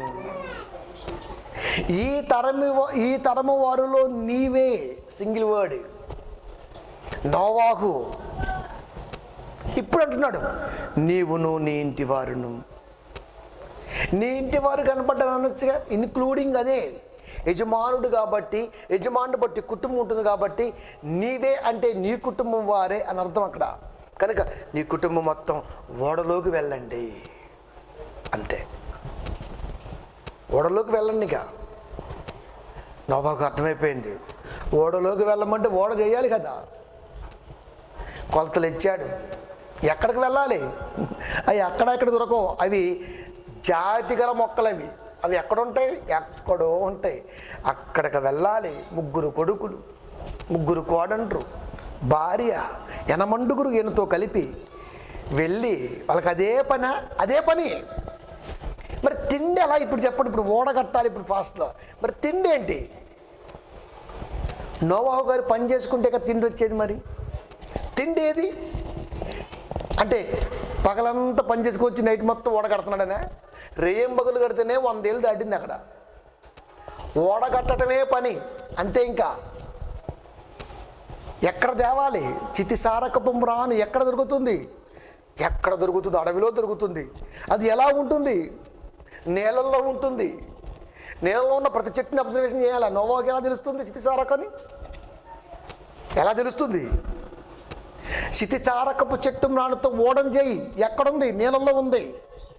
నీళ్ళలో చాలా చెట్లు ఉంటాయి. తుమ్మ చెట్టు ఉంటుంది, యాప చెట్టు ఉంటుంది. కానీ కుల్లంది ఏది? దాన్ని అబ్జర్వేషన్ చేయాలంటే పోనంత కష్టం. నీళ్ళలో చేపలు ఉంటాయా? నీళ్ళలో ఉంటాయి. ఎక్కడుంటాయి? నీళ్ళల్లో ఉంటాయి. నీళ్ళల్లోనే ఎక్కడుంటాయి అంటే నీళ్ళల్లో కూడా ఎక్కడ అనే ప్లేస్ని నువ్వు ఐడెంటిఫికేషన్ చేయాలి. అక్కడ ఉంటాయి, అక్కడ వేస్తావు, అక్కడ లేవు. మరి నీళ్ళలో చేపలు నేను చెప్పాను. నీళ్ళలో చేపలు ఉండరు, సోంబేరు. చేప నీళ్ళల్లో ఉంటుంది. అది నీళ్ళలో చేప ఎందుకు ఉంటుంది? చేప నీళ్ళలో ఉంటుంది. అది ఎక్కడ ఉంటుంది? దాని ఇష్టం వచ్చిన కాడ ఉంటుంది. మరి నీళ్ళల్లో అని చెప్పాను, నీళ్ళల్లో ఉంటుంది. దాని నివాస స్థలం నీళ్ళు. కానీ నీళ్ళల్లో నువ్వు అనుకున్న కాడ ఉండదు, నువ్వు అనుకున్న చోట ఉండదు, నువ్వు అనుకున్న ప్రదేశంలో ఉండదు. నీళ్ళల్లో ఉంటుంది. అది ఉండేది నీళ్ళల్లో. నీరున్న ప్రతి చోట చేప ఉండదు. చేప ఉండేది నీటిలో. అందుకే చాలామందికి చేపలు దొరకవు. ఎందుకు? నీళ్ళలో చేపలు ఉంటాయి కదా. నీళ్ళలో చేప ఉంటుంది ఎవరు చెప్పాడు రా? చేప ఉండేది నీళ్ళల్లో. అది ఉండేది ఎక్కడ? అది వెతకాలి, కష్టం. అందుకే నేను ఎంత ఎదవనో చెప్తానని ఇంత పెద్ద వలేస్తాడు. ఇల్లంత వలేస్తే లాగితే ఇంత వచ్చింది అంటే నా జ్ఞానం ఇంత వలేసి చేపను పట్టగలిగిన ఎవరిని మగోడు ఉన్నాడు భూమి మీద? ఎంత వలేసి చేపను పట్టినా ఉండడు. ఎందుకు? అంతే. అంత పెద్ద వలేస్తే కానీ దొరకకపోతాయా అని ఒక దిగులుతో కూడిన నమ్మకం. అందుకే అంత పెద్ద చేస్తాడు. మళ్ళా అదంతా పడి ఒక 50-70 అడుగుల దూరం పడి లాక్కొస్తే ఎంత అయింది తెచ్చేవరకు. ఉండవచ్చు, ఉండకపోవచ్చు. అంటే ఈ ప్లేస్లో చేపలు లేవు. చేప నీళ్ళలోనే ఉంటుంది, కానీ చేప నీళ్ళల్లో నీకు దొరకదు. చితిసారకపు చెట్లు ఎన్నున్నాయి? ఓడ చేయాలంటే ఇప్పుడు ఆ చెట్టు ఎలా ఉంటుంది, దాని ఆకారం ఏంటి, దాని ఆలోచన ఏంటి, ఎలా ఉంటుంది, తుమ్మ చెట్టు ఎలా ఉండాలి, ఒక ఐడెంటిఫికేషన్ ఉండాలి. ఇప్పుడు నోవాహుకి యాప చెట్టు ఎలా ఉంటుంది. మన పిల్లడితో డాడీ ఇది ఏ చెట్టు అడుగుతారు అంటే ఇప్పుడు ఏ చెట్టు పడిపోయి ఎవరు చెప్పాలి, మనం చెప్పాలి. తండ్రి చెప్పాడు నీళ్ళల్లో ఉంటుంది, ఇలా పెచ్చులు ఉంటవి, ఇలా ఉంటుంది, ఇలా ఉంటుంది, ఒక ఐడెంటిఫికేషన్ ఇచ్చాడు.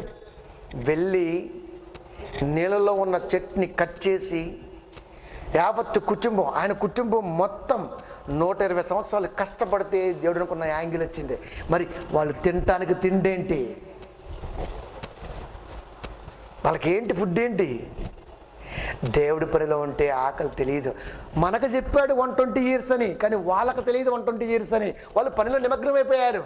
మనం అప్పుడు అంటుంటాం ఏంటి అప్పుడే ఇంత అయిపోయిందట, అరే ఇందాకే కదా అంటుంటాం మనం. అంటే పనిలో నిమగ్నం అయితే టైం తెలియదు. టైం ఎవరు తెలుస్తాయి అంటే పనికి మాలిన వాడికి వీకెండ్ టైం. ఒక సెక్యూరిటీ వీకెండ్ చూస్తుంటాడు, మళ్ళీ 10 నిమిషాల తర్వాత కదలటంటారా ముళ్ళు అనుకుంటాడు. ముళ్ళు ఎందుకు కదలలేదురా మొండమోపి, నువ్వే కదలట్లా అక్కడి నుంచి. అది పనికి మాలో టైం చూస్తాడు, పనిమంతుడు టైం చూడ్డు. పనిమంతుడు పనిని చూస్తాడు, పనికి మాలిన వాడు టయాన్ని చూస్తాడు. నిజం. 120 సంవత్సరాలు భార్య పిల్ల కోడండ్రతో కలిసి ప్రయాణించాడు. మరి ఈ 120 ఏళ్ళలో ఆయనకి మనవలు పుట్టలేదా? వాళ్ళు ఆ పనిలో లేరు నాన్న, ఈ పనిలో ఉన్నారు. ఫలించమన్నాడు కదా దేవుడు, ఆ పనిలో లేరు. అసలు మర్చిపోయారు, వాళ్ళేంటో మర్చిపోయారు. 120 ఏళ్ళలో నోవాహుకి మనవళ్ళు లేరంటే వాళ్ళు ఏ పనిలో ఉన్నారో ఆలోచించండి. మనం 2 రోజులు దేవుడు మొదలుపెట్టండి, 3 రోజు పిల్లలు గుర్తొస్తున్నారంటే వడిదే ఇడికి పిల్లలు గుర్తొస్తుంది. పిల్ల గుర్తురావడం ఏంటరా పోరంబోకు, వాళ్ళు అడిగిపోతారు. దేవుడు ప్రేమపోతే పిల్లలు గుర్తొస్తారా ఏమండి? ఎలా గుర్తొస్తారు చెప్పండి, ఎలా గుర్తొస్తారు ప్రియమైన దేవుని పిల్లారా? అయ్యగారు ఈయన చెప్తున్నా కానీ మీరు దాటొచ్చారంటే మనం బయటికి వెళ్తే ఇల్లు గుర్తుండదండి. నిజమండి, మీరు నమ్మండి. నేను ఇంట్లోంచి కార్ తీసి బయటికి వెళ్ళనుకోండి, మళ్ళీ సాయంత్రం వచ్చి నాకు వస్తుంది, నాకు ఏం గుర్తుండదు. ఏం చేస్తాడో తెలుసా నేను, అలా ఉంటుంది. ఇంతటి సామ్రాజ్యం కట్టడం వెనకాల కూడా ఇంతే ఉంటుంది. ఊరు నుంచి హైదరాబాద్ వస్తే తిరిగి 1.5-8 months తర్వాత వెళ్ళాను ఊరికి. మళ్ళీ 1 year తర్వాత వెళ్ళాను. మధ్యలో ఇల్లు లేదు, వాకిలు లేదు. ఒక పని మీద ఒక ధ్యాస, ఒక సపోర్ట్ కావాలి నాకు. అందరిలాగా బతికేద్దాం, గుడిసెలోనే అసలు బతకను. దాని అమ్మ ఇళ్ళ తర్వాత కొంటాను, అలాంటి బతుకుతాను. అందరిలాగా దేవరసలాగా బతకడం ఇష్టపడను నేను. ఎందుకంటే నాకు ఐ డోంట్ లైక్ దట్. మహాదేవుడి నీళ్ళలో ఉంటే ఎలా ఉండాలి చెప్పండి, ఎలా ఉంటావు? పర్లేలేండి, సువార్త పనికిలు చెట్ల కింద ఉన్నాయని ఉంటాం. అది అక్కడ దేవుని పనిలో చెట్ల కిందైనా ఉంటాం. అది ఎక్కడ చెట్లే మన కింద ఉండాలి. ఇది కదా దేవుడికి కావాల్సింది. ఆ పనిలో లేరు వాళ్ళు, దేవుని పనిలో ఉన్నారు. యావత్ కుటుంబం మొత్తం 120 years ఓడ కట్టారు. పిల్లం తెలీదు, పిల్లలు తెలీదు, అసలు వాళ్ళకి ఏ పిల్లలు. వెళ్ళారా, రంపాలు ఎక్కడ ఎట్ట కోసి ఉంటారో ఆలోచించండి. ఎలా కట్ చేసి ఉంటారు, ఆకారం ఎలా వచ్చి ఉంటుంది, ఎంత కష్టపడి ఉంటారు పిల్లలు. అదే మనమైతే 4వ తరం, మా నాయనమ్మ 4వ తరం చూసిందండి 100 ఏళ్ళలో. ఏం పని ఉంది, 18 ఏళ్ళు చేస్తే 18 ఏళ్ళ తల్లి, దానికి 38 వచ్చేసరికి మళ్ళీ, దానికి 90 వచ్చేసరికి మళ్ళీ 3వ తరం, 4వ తరం వచ్చేసింది. అంతే కదా. 4వ తరం చూస్తే దేవుడు ఆశీర్వదించినట్ట. 4 తరాలు వృధా చేసావని దేవుడు చెప్పాడు అక్కడ. కూతురుకు వాక్యం నేర్పలేదు, కూతురు బిడ్డకు వాక్యం చెప్పలేదు. అమ్మమ్మ కదా, కూతురు బిడ్డకు వాక్యం చెప్పలేదు. నువ్వు పైగా ముద్దటానికి ఊరొస్తావు, సోత్తావు, మళ్ళీ జాంకాయలు తెస్తావు, వట్టిపూలు తెస్తావు, నీ దినం, నీ బోడిగుండు. ఇలాంటి వాళ్ళు ఉన్నామంటే వేస్ట్, దరిద్రం ఉండదు. దేవుడి గురించి చెప్పండి, ఎందుకంటే వేస్ట్ భూమి మీద. 4 తరం చూసావా, 1 తరం కూడా చూడాలి అక్కడ నోవాహు. మరి అంటే ఇప్పుడు నోవాహు ఎదవా? అంతే కదా. మరి దీని ఈ లెక్క ప్రకారం ఆయన ఎదవే కదా. ఇది మన పని. 120 సంవత్సరాల్లో మనవళ్ళు లేరు, మనవరాలు లేరు, ఒక్కటే పని, దేవుడి పని. దేవుడి పని నిజంగా క్రైస్తవుడు మనసులో ఉంటే లోకమే పిల్లగా కనబడతారు. ఒక పోరాటం క్రైస్తవ్యం అంటే.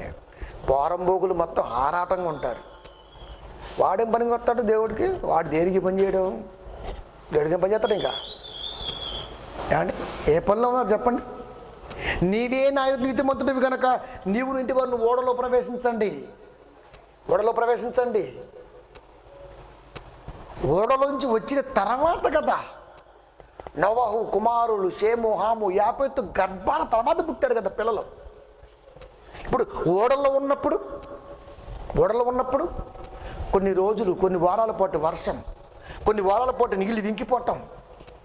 ఎక్కడ వాళ్ళు పిల్లలకని పనులు లేరండి, దేవుణ్ణి కనిపెట్టుకుని పనిలో ఉన్నారు వాళ్ళు. అందుకే ఆశీర్వదింపబడ్డాడు దేవుడు నోవహు గారు. ప్రియమైన దేవుని పిల్ల అంటే ఎలా చదువుకుంటే తెలుసా? అలా చదవండి నోవహు. నీవే నా ఎదుట నీతిమంతుడువు, నీవే నా ఎదుట నీతిమంతుడవు. ఈ రోజున ఈ మాట అంటే సాతాను దెబ్బకి నాకౌట్ కానటువంటి కుటుంబం ఒకటి ఉందంటే అది నోవహు కుటుంబం. ఈ రోజున నా కుటుంబం అని చెప్పగలవా? నోవాహు, అది నోవాహు, నా కుటుంబం ఉంది అని చెప్పగలమా మనం? చెప్పలేము. ఎందుకంటే మనమే నాకౌట్, మనం చూసి భార్య నాకౌట్, మనం చూసి పిల్లలు నాకౌట్, అంతా నాకౌట్లు అయిపోయాం. పిల్లలు కావాలని దేవుణ్ణి అడగటం, పిల్లలనేమో దేవుడికి దూరం చేయటం. ఏంటి నీ బత్తి అగరబత్తి ఎలిగితే ఎలగదది, ఇంకేమొచ్చింది వాసన, ఇంకేమొచ్చింది? దేవుణ్ణి అడిగామంటే చేయాలండి. దేవుడితో ఒక వడంబడికి వాగ్దానం చేసామంటే చేయాలంతేగా, చేయాలి. ప్రగల్భ ప్రతిజ్ఞలు ఎప్పుడు చేయకూడదు దేవుడి పక్షాన. నేను నిలబడితే ప్రభువా, నీ పేరెట్టేసుకుంటా ప్రభువా,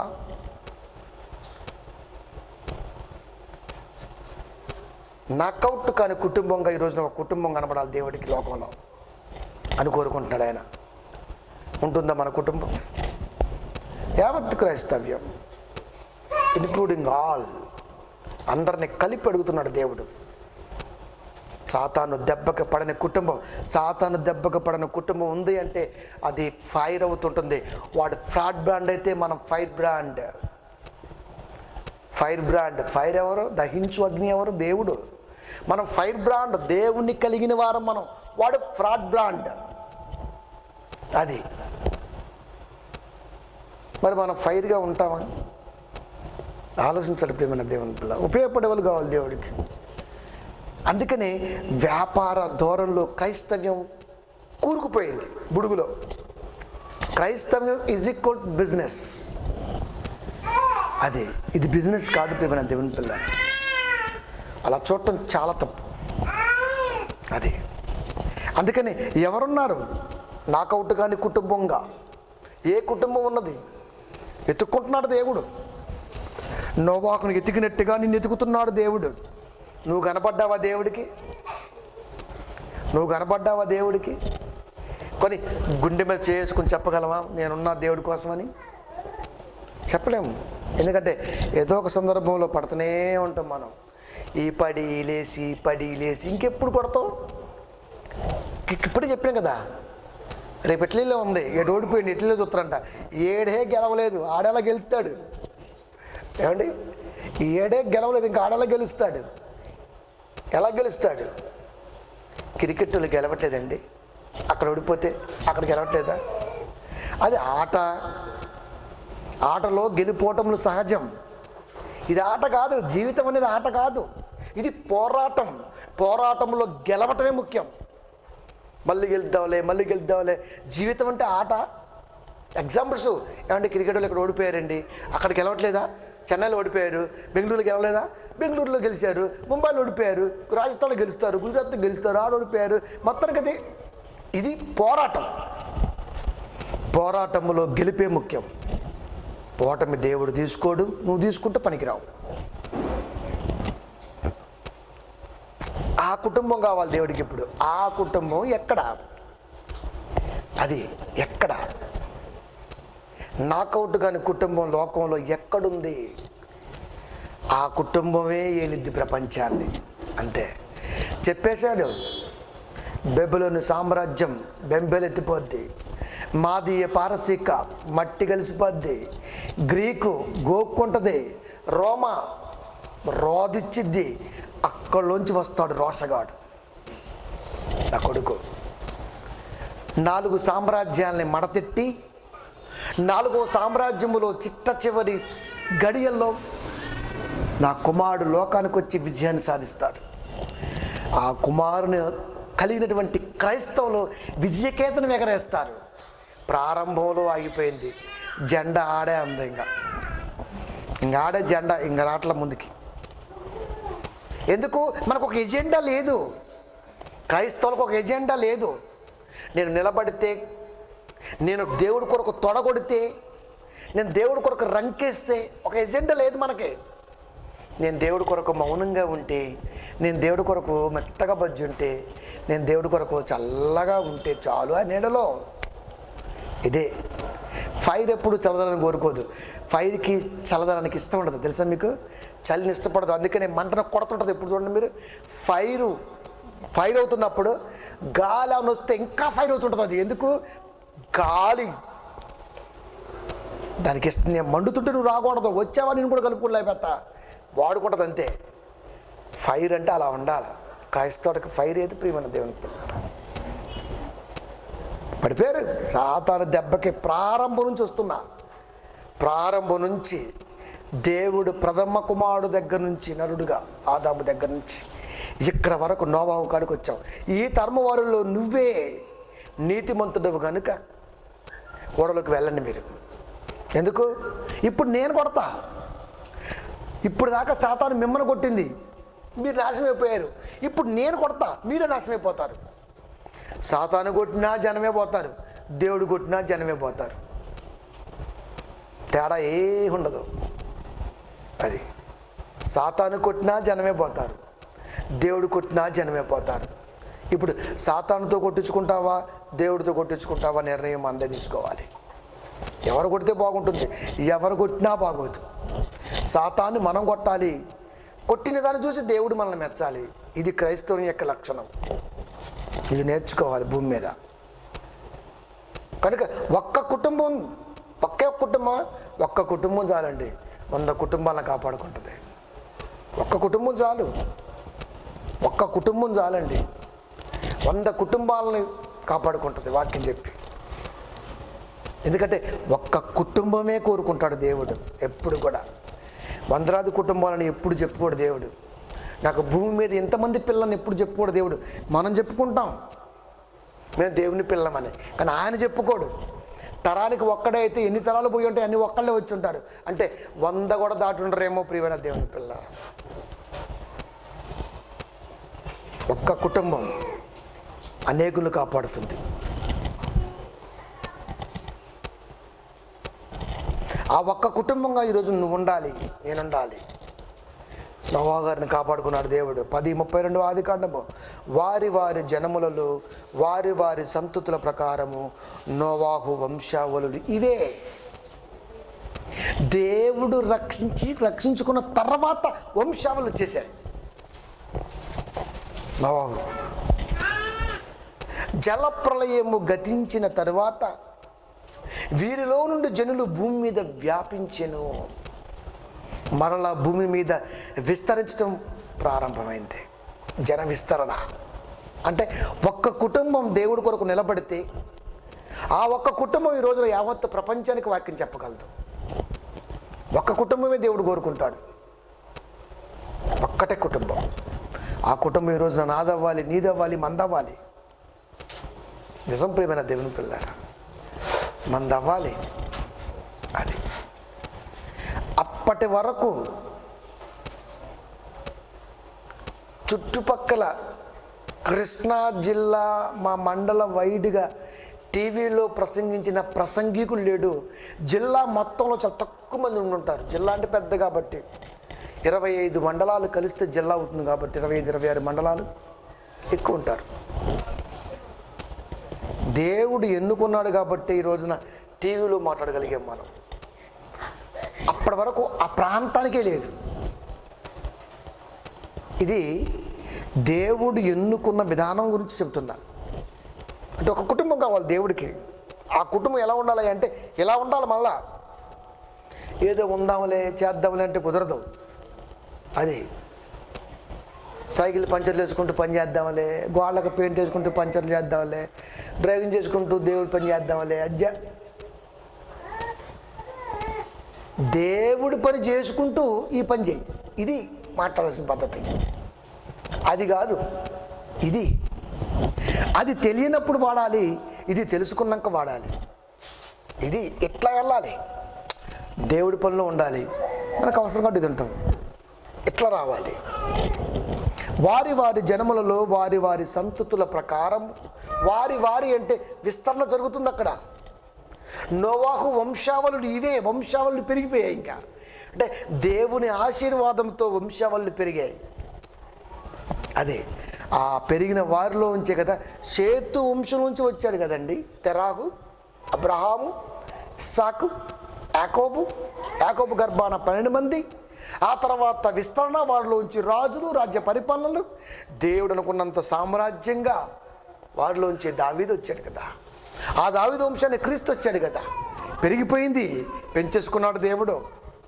అంటే దెబ్బ తప్పించుకునే రాజులు వస్తున్నారు, దాన్ని దెబ్బ కొట్టే రాజులు వస్తున్నారు. అక్కడి నుంచి కళ్ళగన్నాడు వస్తూనే ఉన్నారు. అలా మనలోంచి కూడా రావాలి కోరుకుంటున్నాడు దేవుడు. అలా రావాలి. జల ప్రవాహము గతించిన తర్వాత వీరిలో నుండి నోవాహులో నుండి, వంశావళిలో నుండి జనములు భూమి మీద వ్యాపించెను. ఒక్క కుటుంబం దేవుడికి కనబడితే ఆ ఒక్క కుటుంబం నుంచి మరలా జనవ్యాప్తి జరిగింది. ఒక్క కుటుంబం దేవుళ్ళు ఈరోజున మనం కనబడితే మన నుంచి వాక్య వ్యాప్తి జరుగుతుంది. ఏదో ఒక కుటుంబం, రైజ్ గాడ్స్ ఫ్యామిలీ. బుడుంగును మునిగిపోయింది దేవుని కుటుంబం, అంతే. ఎక్కడుంది, మునిగిపోయింది. ఇంకా తేలదా, ఎప్పుడు తెలియద్ది, ఏమో ఎప్పుడు తెలియదు కదా, ఎప్పుడు తెలియదు. దేవుడికి ఉపయోగపడే వాళ్ళు కరువు అయిపోయారు మన దేవుని పిల్లారా. మరి ఎవరుంటారు, ఎవరుండాలి? జనవ్యాప్తి జరిగింది. మరి జనవ్యాప్తి జరిగింది కాబట్టి ఈరోజు నువ్వు నేను వచ్చాం. మరి వాక్య వ్యాప్తి ఏది? వాక్య వ్యాప్తి లేదు. జనవ్యాప్తి మాత్రం బేసిక్గా ఉంది. అది ఆ జనవ్యాప్తిలోంచి విశ్వాసులకు తండ్రి వచ్చాడు. విశ్వాసులకు తండ్రి ఆ జనవ్యాప్తిలోంచే ఆయనకే చెప్పాడు. అంటే నోవాహు గారిని కాపాడుకుంటే, నోవాహు గారి కుమారులో ఒకడిగా ఉన్నటువంటి షేము నుంచి ఇలా పెరుక్కుంటూ అబ్రహాము గారి కాలానికి వచ్చేసరికి, అబ్రహాము గారు తండ్రి కాకముందే, శారీరకంగా తండ్రి కాకముందే, నువ్వు శరీరపరంగా ఒక్కడికి అంటావేమో కానీ ఆత్మీయంగా నువ్వు యావత్తు ప్రపంచానికి తండ్రివి. అంటే నా స్థానం నీకు ఇచ్చా. వాట్స్ ఎ వండర్ అండి అసలుకి. అప్పటికి ఇంకా తండ్రి కాల, శరీరపరంగా తండ్రి కాల ఇంకా. అంటే శారాయి గర్భాన పిల్లలు లేరు అబ్రాము గారికి. అంటే శరీరపరంగా తండ్రి కాలేదు, కానీ ఆత్మీయంగా ఫస్ట్ ప్రిఫరెన్స్ ఇచ్చాడు. నువ్వు అనేక జనాలకు తండ్రి అవుతావు, అనేక జనాలకే నమ్మాడు. మన మా అయితే 2 బిడ్డలకు తండ్రి అవుతాం అండి, అంతేనా? యావత్ ప్రపంచానికి తండ్రి అవ్వాలి. ఇది క్రైస్తవుడి లక్షణం.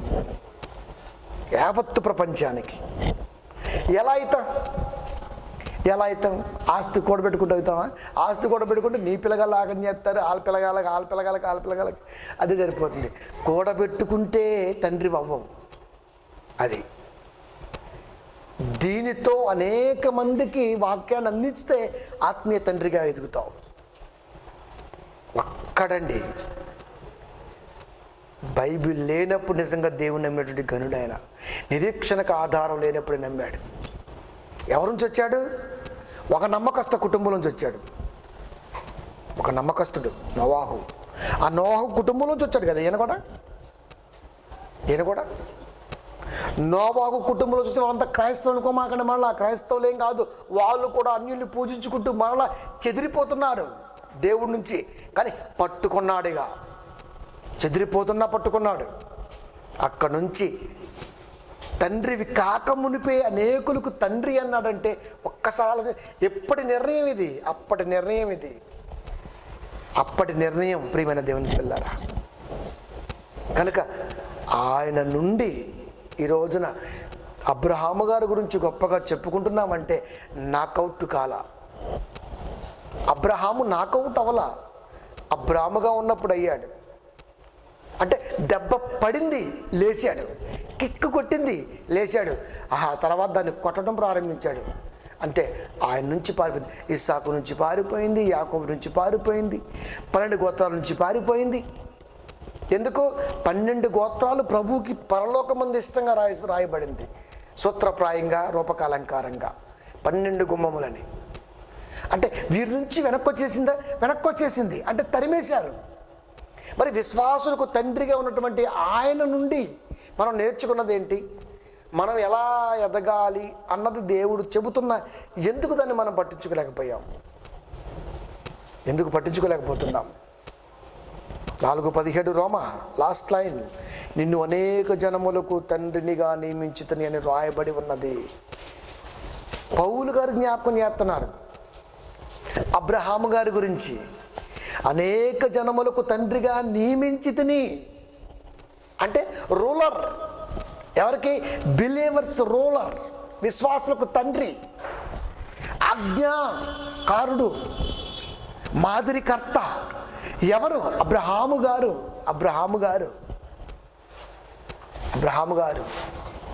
అంటే ఆ కుటుంబాన్ని కాపాడుకున్న విధానం చూడండి. ఒక్క నీతిమంతుడు నోవాహు నుంచి, వారి పిల్లల గర్భాల నుంచి వంశావళులు వ్యాప్తి చెందిన తర్వాత యావత్తు ప్రపంచానికి విశ్వాసులకు తండ్రిగా వారిలోంచి రాబడ్డాడంటే ఈ రోజున మన కుటుంబంలోంచి ఎవరైనా రాగలుగుతున్నారా? మన తాతల బాయే, తండ్రులు బాయే, అవ్వలు బాయే, ముత్తవ్వల బాయే, అందరు బాయే. కానీ విచిత్రం ఏంటో, అమ్మమ్మ అంటే పడి చస్తాం, నాయనమ్మ అంటే పడి లేచి చచ్చిపోతాం. వాళ్ళలో వాక్యం ఉండదు, వారు దేవుళ్ళు ఉండరు, వాళ్ళు దేవుడి మాట అసలుకి చెప్పరు. అబ్బాయి బాగా చూసుకుంటుండే, ఇప్పుడు చూసుకోకపోతే నువ్వు వచ్చి చూస్తావా ఏంటి? అబ్బాయి బాగా చూసుకుంటుంటే పుల్లలు పెట్టరు వ్యవహారం అంతా. వచ్చేవారు పిల్లలు ముద్దాడేవా, ఏడు నుంచి దబ్బావా, మళ్ళీ వాడి మీద నెడతావు. ఆడు పొరపాటు వస్తా ఈ మాటిని గోడ పక్కన ఆగుతాడు. అటు అమ్మ ముసలి ఎక్కిస్తున్నారు నా మీద అనుకుంటాడు. అంతే, ఏం చూడటం అమ్మమ్మ ఎందుకు? ఇప్పుడు అమ్మమ్మ ముక్కు పొడకి ఇచ్చిద్దిగా, అది తక్కువదేముండ. వాక్యం లేని వాళ్ళు ఏమంటారు? మొండమప్పు అంటారు. మరి వాక్యం ఉంటే ప్రేమించు, వాక్యం లేకపోతే ఎవడు ప్రేమిస్తాడు రా? ఎవడు ప్రేమిస్తాడు? వాక్యం లేకపోతే మా అమ్మనే ప్రేమించలే నేను. నీకు వాక్యం లేదు, నువ్వెందుకు నా ప్రేమ? కానీ వాక్యం ఉండాలిరా ప్రేమించాలంటే. అంతే కదా మరి. ప్రేమైన దేవుని పిల్లారా, ఇప్పుడు ఇక్కడ చిచ్చు పెట్టేద్ది. ఇంకా అదే వాక్యం ఉందనుకో, అమ్మ చర్చికి వెళ్తున్నారా, అబ్బాయి వస్తాడా, తీసుకెళ్ళమ్మా, లేకపోతే అబ్బాయిని పిలిచిదయ్యా, అమ్మాయికి చర్చి అలవాట్లేదయ్యా, నువ్వు జాగ్రత్త చూడయ్యా, ఈ మాటలు చెప్తారు. వడ్డే అసలు ఈ మాట చుట్టాల్లో ఈ మాటలు నేను ఎక్కడ వెళ్ళలేదబ్బా, ఎప్పుడు వెళ్ళా, ఏ కుటుంబంలో వెళ్ళలేదండి అసలు. నేను నా చెవులారా వెళ్ళా. పెద్ద రకంగా ఉన్నవారు వచ్చి దేవుడి మాటలు చెప్పి ఇరువురిని దేవుళ్ళలో సంతోషంగా నిలిపే కుటుంబం కనపట్ల. ఈవెన్ మా అమ్మతో కలిపి, మా అమ్మ ఫస్ట్ ఉంటుంది అందుట్లో, మా అమ్మకి దండం పెట్టాలా, అందుకే ఆమె కనపనేసాడు నన్ను. అది ఎందుకుంటుంది చెప్పండి? వాళ్ళకి నేర్పలా, వాళ్ళు నేర్చుకోవాలా, వాళ్ళు పిల్లలకి నేర్పలా. మరి నేను ఎలా నేర్చుకున్నా? నేను అన్నీ నేర్చుకుంటానండి, నాకు ఎవరు నేర్పడం తెలుసా మీకు? నాకు సజెషన్ జస్ట్ లైన్ ఇస్తే చాలు, అంతే. నేను లారీకి వెళ్ళాను, 35 టన్నుల లారీ 3వ రోజు తోలే. నేను ఎడదోలేను, తోలుతా అంతే. 35 టన్నుల లారీ నాకు బాగా గుర్తు. జగ్గపేట విష్ణు ఫ్యాక్టరీ నుండి వెళ్ళిన 3వ రోజు అంటే మీరు నమ్మండి, 3వ రోజు 2 రోజులు చూసిన, అన్నీ చూసిన. బాబాయ్ కదా కాస్త సనువు ఎక్కువ వాడంటే, చిన్నోడంటే నాకు. అరే తోల్తా, నీకేం వచ్చురా అన్నాడు. తప్పుకోరా పోయి తోల్తా. ఎట్టరా? అంతేరా, అంతే. 200 కిలోమీటర్లు వన్ వే, ఇప్పటిలాగా 4 వే కాదు, కళ్ళు మూసుకొని విజిలేసుకుంటూ వెళ్ళిపోవడానికి 1 వే. ఇలా పోయి ఇలా రావాలి అంతే. ఎలా తోలుంటాం అంతే. థింక్ అబౌట్, ఆలోచించే విధానం బట్టి ఉంటుంది ఏదైనా అంతే. ప్రేమ దేవుని పిల్లరా, ఇవాళ నేను దూరం దేవుని చెప్పండి, ఏ డ్రైవింగ్ చేయను, ప్రతిదీ డ్రైవింగ్ చేస్తాను. ఆసక్తి, దేవుని ప్రేమ తోడుగా ఉంటే, ఆసక్తి మెండుగా ఉంటే ఆటోమేటిక్గా నీకు ఆత్మ సపోర్ట్ చేస్తుంది. అంటే ఎన్నుకుంటాడా దేవుడు? ఎన్నుకుంటాడు. ఎవరిని? నాకౌట్ కాని వాడిని. దెబ్బ పడ్డా లేస్తాడు, వాడిని ఎన్నుకుంటాడు దేవుడు. దెబ్బ పడితే బాబోయ్ సుకుమారి ఇంక లేవడం ఎవడనుకుంటాడు? నేర్పారండి. మళ్ళా ఒక తిమోతి దగ్గర చూస్తాం, నీ అవ్వలోయలోను నీ తల్లి యునికేలోను అంత గొప్ప విశ్వాసం ఉందయ్యా. అంటే అమ్మమ్మలో విశ్వాసం కనపడాల, దీంట్లో విశ్వాసమే కనపడదు. మనకి వీళ్ళ అమ్మమ్మలో, వీళ్ళు నాయనమ్మలో, వీళ్ళ మనం ప్రేమగా హక్కును చేర్చుకోవాలి. మళ్ళా చేర్చుకుందాం హక్కున. ఎందుకు చేర్చుకో? వాళ్ళు తోపులు కదా మరి. ప్రియమైన దేవుని పిల్లారా, అక్కడి నుంచి బయటికి రా. నువ్వు అక్కడి నుంచి రా బయటికి. అమ్మ మనకు కాపాడిందంటే నువ్వనేవాడు వస్తావని, మీ ముత్త మన కాపాడంటే నువ్వనేవాడు లేస్తావని దేవుడి కొరకు. అందుకే వారికి అంత ఆయుష్, అందుకే 4 తరాలు చూసే అంత గొప్ప ఆయుష్ ఎందుకు ఇచ్చాడో తెలుసా? నువ్వనేవాడు నిలబడి వాక్యం చెబితే వాళ్ళు చూసి చావాలని ఆయుష్ అందుకు ఇచ్చాడు దేవుడు. మా నాయనమ్మ చూసి చనిపోయింది. ప్రియమైన దేవుని పిల్లారా, మా నాయనమ్మ చూసి చనిపోయింది. ఆమె అదే కళ్ళగందట, వాడుకోనైనా అని. వాడుకోన్నది కానీ దారి చూపించడం, కానీ దేవుడు మాత్రం ఆ మాటని తీసుకున్నాడు. సేవా జీవితం చూసి మరణించింది, దేవుడి మాటలు వినే. ప్రియమైన దేవుని పిల్లారా, అంటే ఒక నమ్మకం చూడండి ఎలా ఉంటుంది. పండు 95 ఇయర్స్, 99 ఇంచుమించుగా 100 ఉంటాయండి. వంగుకుంటూ కూడా చర్చికి వెళ్ళేదండి మా నాయనమ్మ. వంగుకుంటూ చిన్నగా అడుగు వేసుకుంటూ నడుచుకుంటూ, నడువంతా వంగిపోయింది. 2.5 అడుగులు 3 అడుగులు ఉంటుంది మనిషి భూమికి, కుంగిపోయింది. అయినా సరే కర్ర పట్టుకు చర్చికి వెళ్ళేది, ఎవరు సపోర్ట్ లేకుండా. ఇలాంటి వాళ్ళు కొద్దిమందే ఉంటారండి. మా నాయనమ్మకున్న విశ్వాసం మా అమ్మకి అస్సలు లేదంటే మీరు నమ్మండి.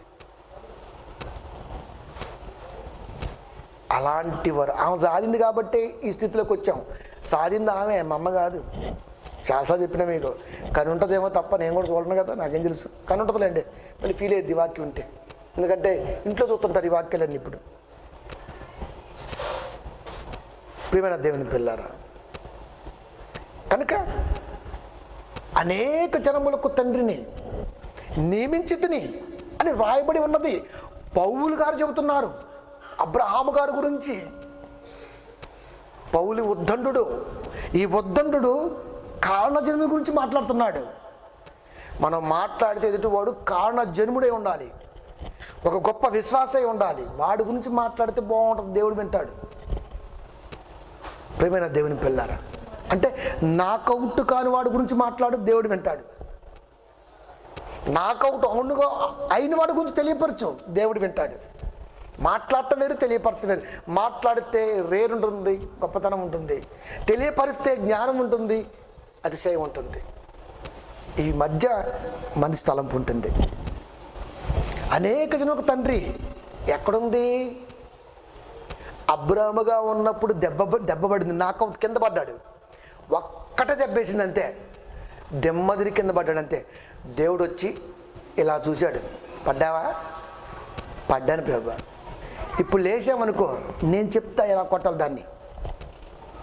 అది అబ్రాము కింద పడ్డాడు, అబ్రహాము లేచాడు. ఎప్పుడు అంటాం? ఊపిరి పీల్చుకుంటున్నప్పుడు అంటుంటాం మనం. ఎప్పుడంటాం? బాగా శక్తి కావాల్సి వచ్చినప్పుడు ఆ పదాలు ఎక్కువ పడుతుంటాం.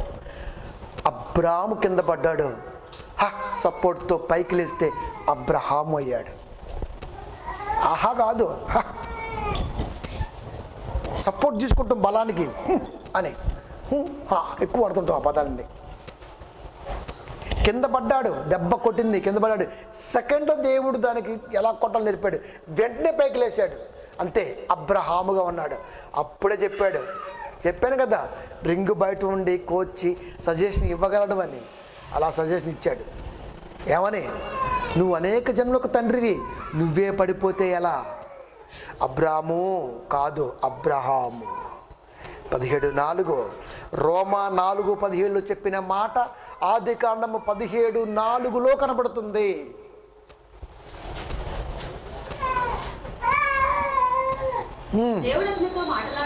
దేవుడు అతనితో మాట్లాడి పడ్డాడు కింద, నాకౌట్. కానీ తట్టుకొని లేవగలన్న కెపాసిటీ గమనించాడు దేవుడు. అందుకనే ఇలా పట్టుకొని అతనితో మాట్లాడి, ఏంటైనా దెబ్బతిందా అబ్రాము? అవునైనా లే, పైకి లేచాడు, మాట్లాడుతున్నాడు. ఇదిగో చూపిస్తున్నాడు ఇప్పుడు, నేను నియమించిన నా నిబంధన నీతో చేసి ఉన్నాను, నీవు అనేక జనములకు తండ్రి వగుదువు. చాలమ్మా, అనేక జనములకు తండ్రి వగుదువు, అనేక జనములకు తండ్రి వగుదువు.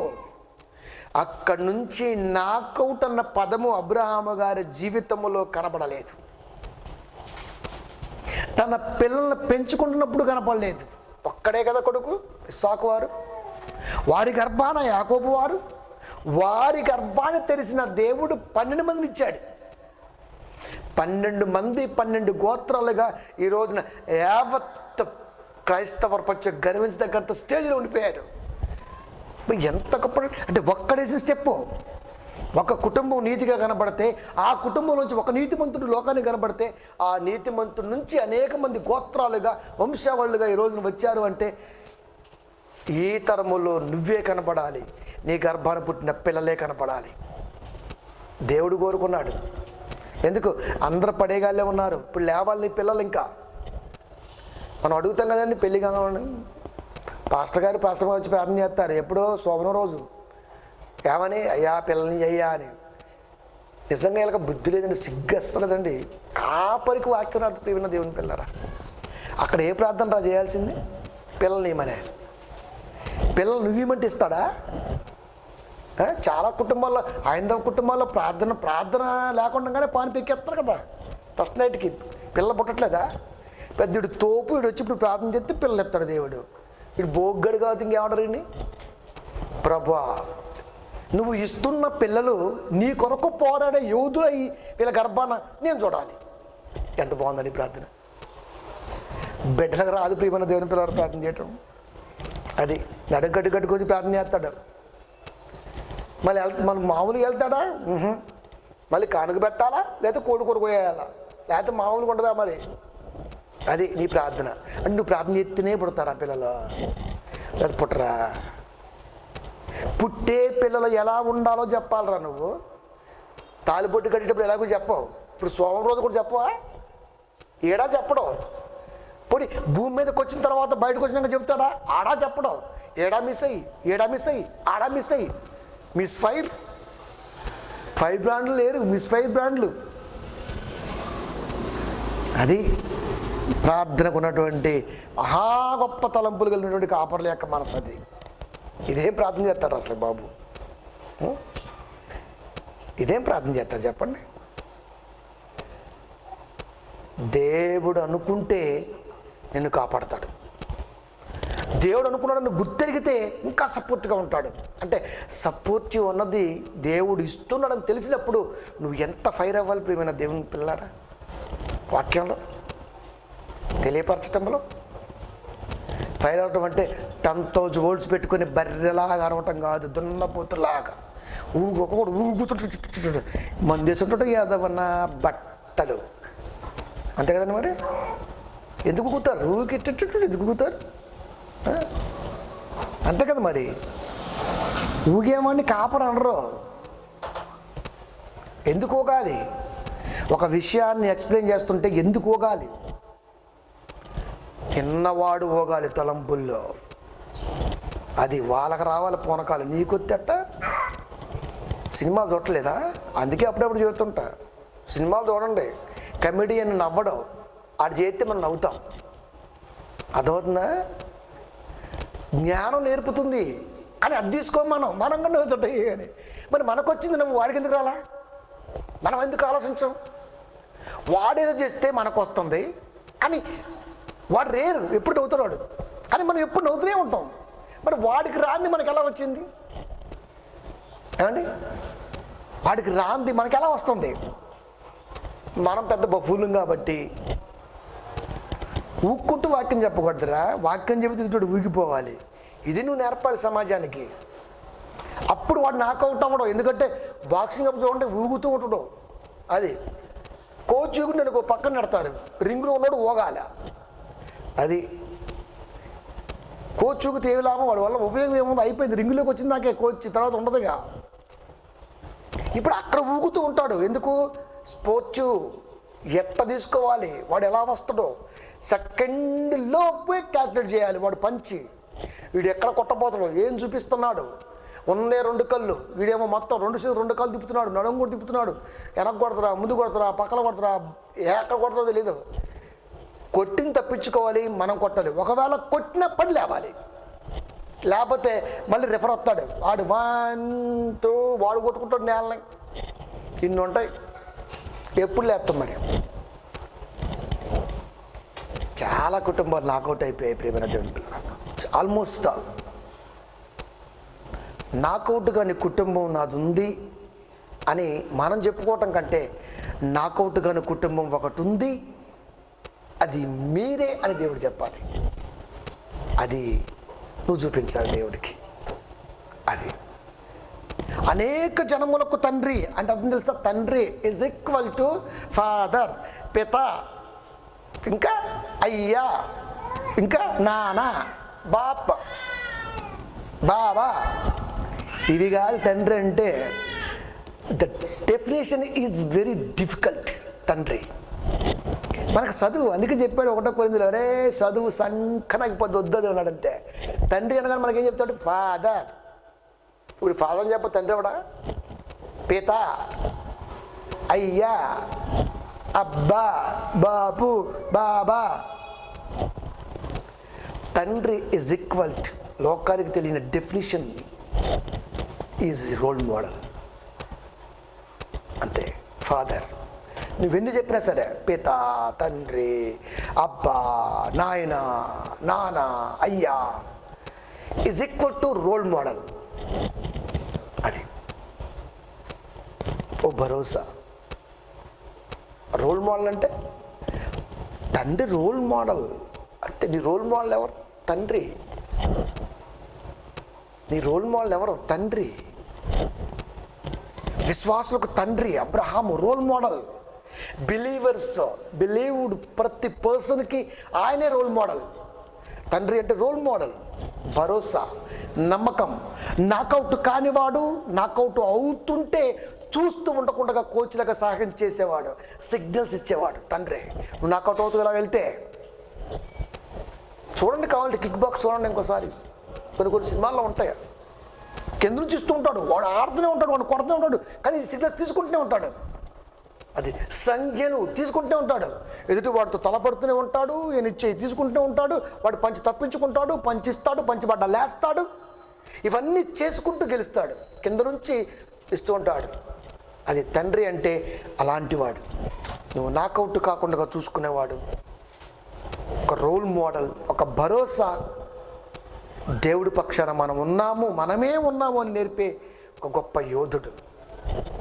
ఈయన తండ్రి అంటారు. పంది గంటదే, కుక్కలాగా అంటాయి, పశుపక్షాదులు గంటాయి, కానీ మనమోగా అంటాం. అవి తండ్రి అవ్వట్లేదా? ఒక కుక్క తండ్రి అవ్వలేదా? ఒక పంది తండ్రి అవ్వలేదా? ఒక బొద్దింక తండ్రి అవ్వట్లేదా? ప్రతి ప్రాణం ఉన్న ప్రాణి తండ్రి అవ్వట్లేదా? పెద్ద మనమే అంటాం, మేసలు మగలిసి. నాకంటే 2 మగపిల్లగాళ్ళు, ఒక అమ్మాయి అండే. ఏం పొడిచావు? కుక్కకి అంటుంది, మనిషికి అంటుండు. అంతే కదా, చెప్పుకోవడానికి అయ్యే బాగుంటాయి. వాటిలో లేనిది నీలో ఉన్నది చెప్పు. పందిని తిడతావు, దాన్ని చూడు, దాన్ని తిట్టావు. దేవుడు కొరకు ఉపయోగపడకపోతే నువ్వు కూడా పంది లాంటి మరి దేవుని దృష్టిలో ఇప్పుడు నిన్ను కూడా తిడతాడు దేవుడు. మరి అందుకే పంది ముక్కురు బంగారు కమ్మన్నాడు. ముక్కురు బంగారు కమ్మంటే ఆడవాళ్ళు ముక్కు అనుకున్నారు పాపం చాలామంది. అది కాదండి, మగాళ్ళు కూడా పెడతారు. చెవులు పెట్టట్లా మగాళ్ళు పెడతారు. ఎందుకు పెట్టరు? ఆడ కాలు ఉంటే ఆడ పెడతారు కదా. కనుక ప్రాణమున్న ప్రతీది తండ్రి అవుతుంది. మనిషే తండ్రి అనుకుంటున్నాడు. తండ్రి అంటే వీడు రోల్ మోడల్, దేవుడి పక్షాన ఒక నమ్మకం. మనమే ఉన్నాం, ఇంకెవరు లేడు. మనమే కొట్టాలి ప్రపంచాన్ని, మనమే కొట్టాలి. ఇది తండ్రి నేర్పవలసిన బాధ్యత పిల్లలకి. అప్పుడు కదండి దేవుడు ఏం కావాలన్నా నీకు, ఏం కావాలి అడిగారు సులోమన్ని. ఏంటని ఆలోచిస్తున్నా, ఏమోనయ్యా ఇంత భారం పెట్టావు, జ్ఞానం ఇస్తే చాలన్నాడు. భలే సూపర్ అడిగా నువ్వు, దాంతోపాటు నీకు డబ్బులు కూడా ఇస్తా. అడిగింది జ్ఞానం, దేవుడు డబ్బులు ఇస్తాడు. పెరిగి పెద్దోడయ్యాడు, జ్ఞానం వచ్చింది, డబ్బులు వచ్చేసాయి. పుస్తకాల్లో సొలొమోను గురించి ఒక పాఠం ఎక్కేసింది. ఏమని? ఒక బిడ్డ తప్పిపోతే ఎవరు ఆమె పక్కలోకి తీసుకుంటే, నా బిడ్డని తల్లి ఏడుస్తుంటే, నా బిడ్డ నామె ఏడుస్తుంటే ఒకే హాస్పిటల్లో సొలొమోను దగ్గరకు వచ్చినటువంటిది. ఇది చాలా సినిమాల్లో చాలా ఫేమస్ అండి. ఈ కాన్సెప్ట్ వచ్చిన ప్రతి సినిమా హిట్ అయింది. దేవుడికి మరి ఇష్టమేమో అంతే. నా బిడ్డ అంటే ఒకటే మాట ఆలోచించి శిరసాకం తీసుకున్నాడు, కట్ చేస్తా. ఎవరక్కడ? ఖడ్గం ఇచ్చేశారు. అయిపోయాడు. అయ్యా ఆపు, వాడు ఎక్కడో నా బిడ్డ గారు బతుకుతాడు, బతకని అంతే. దాన్ని చిరసనం చేసి కొడుకు ఇచ్చాడు. అసలు తల్లి ఇది ప్రేమ అంటే ఇలా ఉంటుందని. అదండి అడిగింది జ్ఞానం. ఎన్నిచ్చాడు సొలొమోనుకి ఎన్నిచ్చాడు? అబ్బాబోయ్. కనుక అడుగుతున్న జ్ఞానములో ఏముందో తెలుసా? ఆర్థిక స్థితిగతుల్లో పెంపు ఉంది. నువ్వు జ్ఞానం అడుగు, లోకానికి జ్ఞానం అందించు. ఏం కావాలో నాకు తెలుసు కదా, నువ్వెందుకు రా బాధపడతావు? నీకెందుకు తలనొప్పి? నీకెందుకు హెడేక్? ఎందుకు నీకు? ప్రియమైన దేవుని పిల్లరా, అంటే దేవుడు మన ఆలోచనలో మండుతున్నటువంటి ఆ బాధని ఖచ్చితంగా తీరుస్తాడు. నాకౌట్ అవుతున్న అనేక కుటుంబాలని కాపాడాలంటే నాకంటూ ఒకటి కావాలి అని కోరుకోవాలి. అదే వాక్యం. కనుక ప్రియమైన దేవుని పిల్లరా, నాకు దెబ్బ ఘోరంగా వాడు కొడుతుంటే మనం చూస్తూ ఊరుకోం. వాడు ఎక్కడ కొట్టాడో అక్కడి నుంచే ప్రారంభిస్తాం మళ్ళా.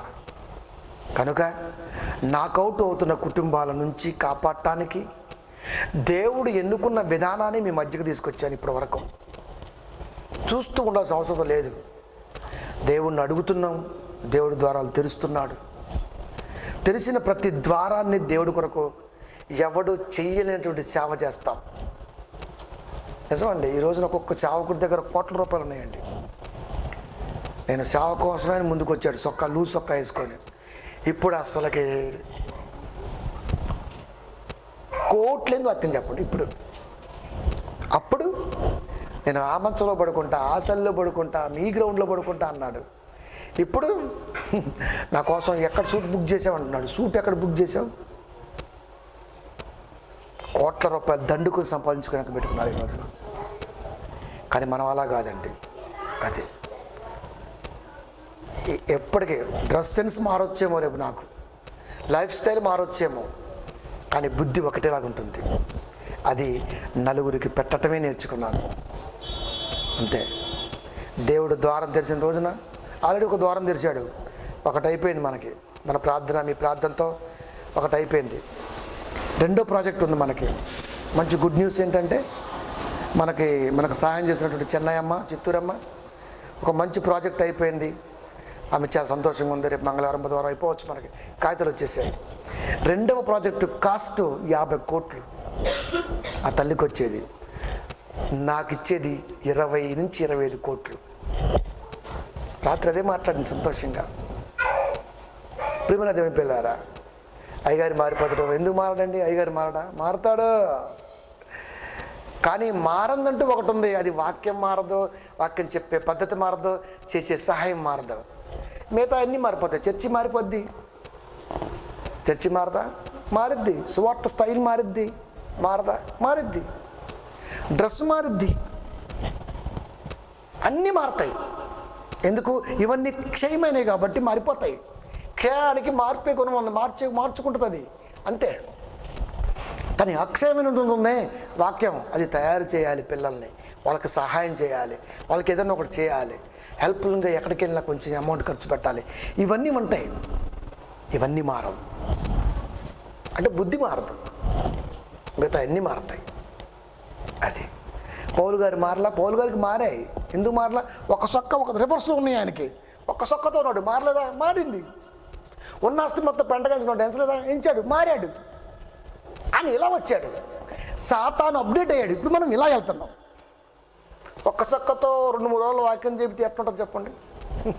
చెవట కొంపు వచ్చే సినిగిపోతుంది. ఎందుకంటే వీటిలో క్వాలిటీ తక్కువ, బట్టల్లో క్వాలిటీ ఏముంటుంది చెప్పండి? గట్టిగా వాషింగ్ మెషిన్ కింద క్లిప్పులు 4 ఉంటాయి, ఒక్కటి పడితే సినిగిపోద్ది. అది కనుక 2-3 వేస్తాం. ఇప్పుడు చొక్కాలు ఏముంది? అన్న వస్త్రములు గలవారమే ఉన్నను చాలు. అన్న వస్త్రములు తినటానికి ఉందా, ఉండటానికి ఉందా?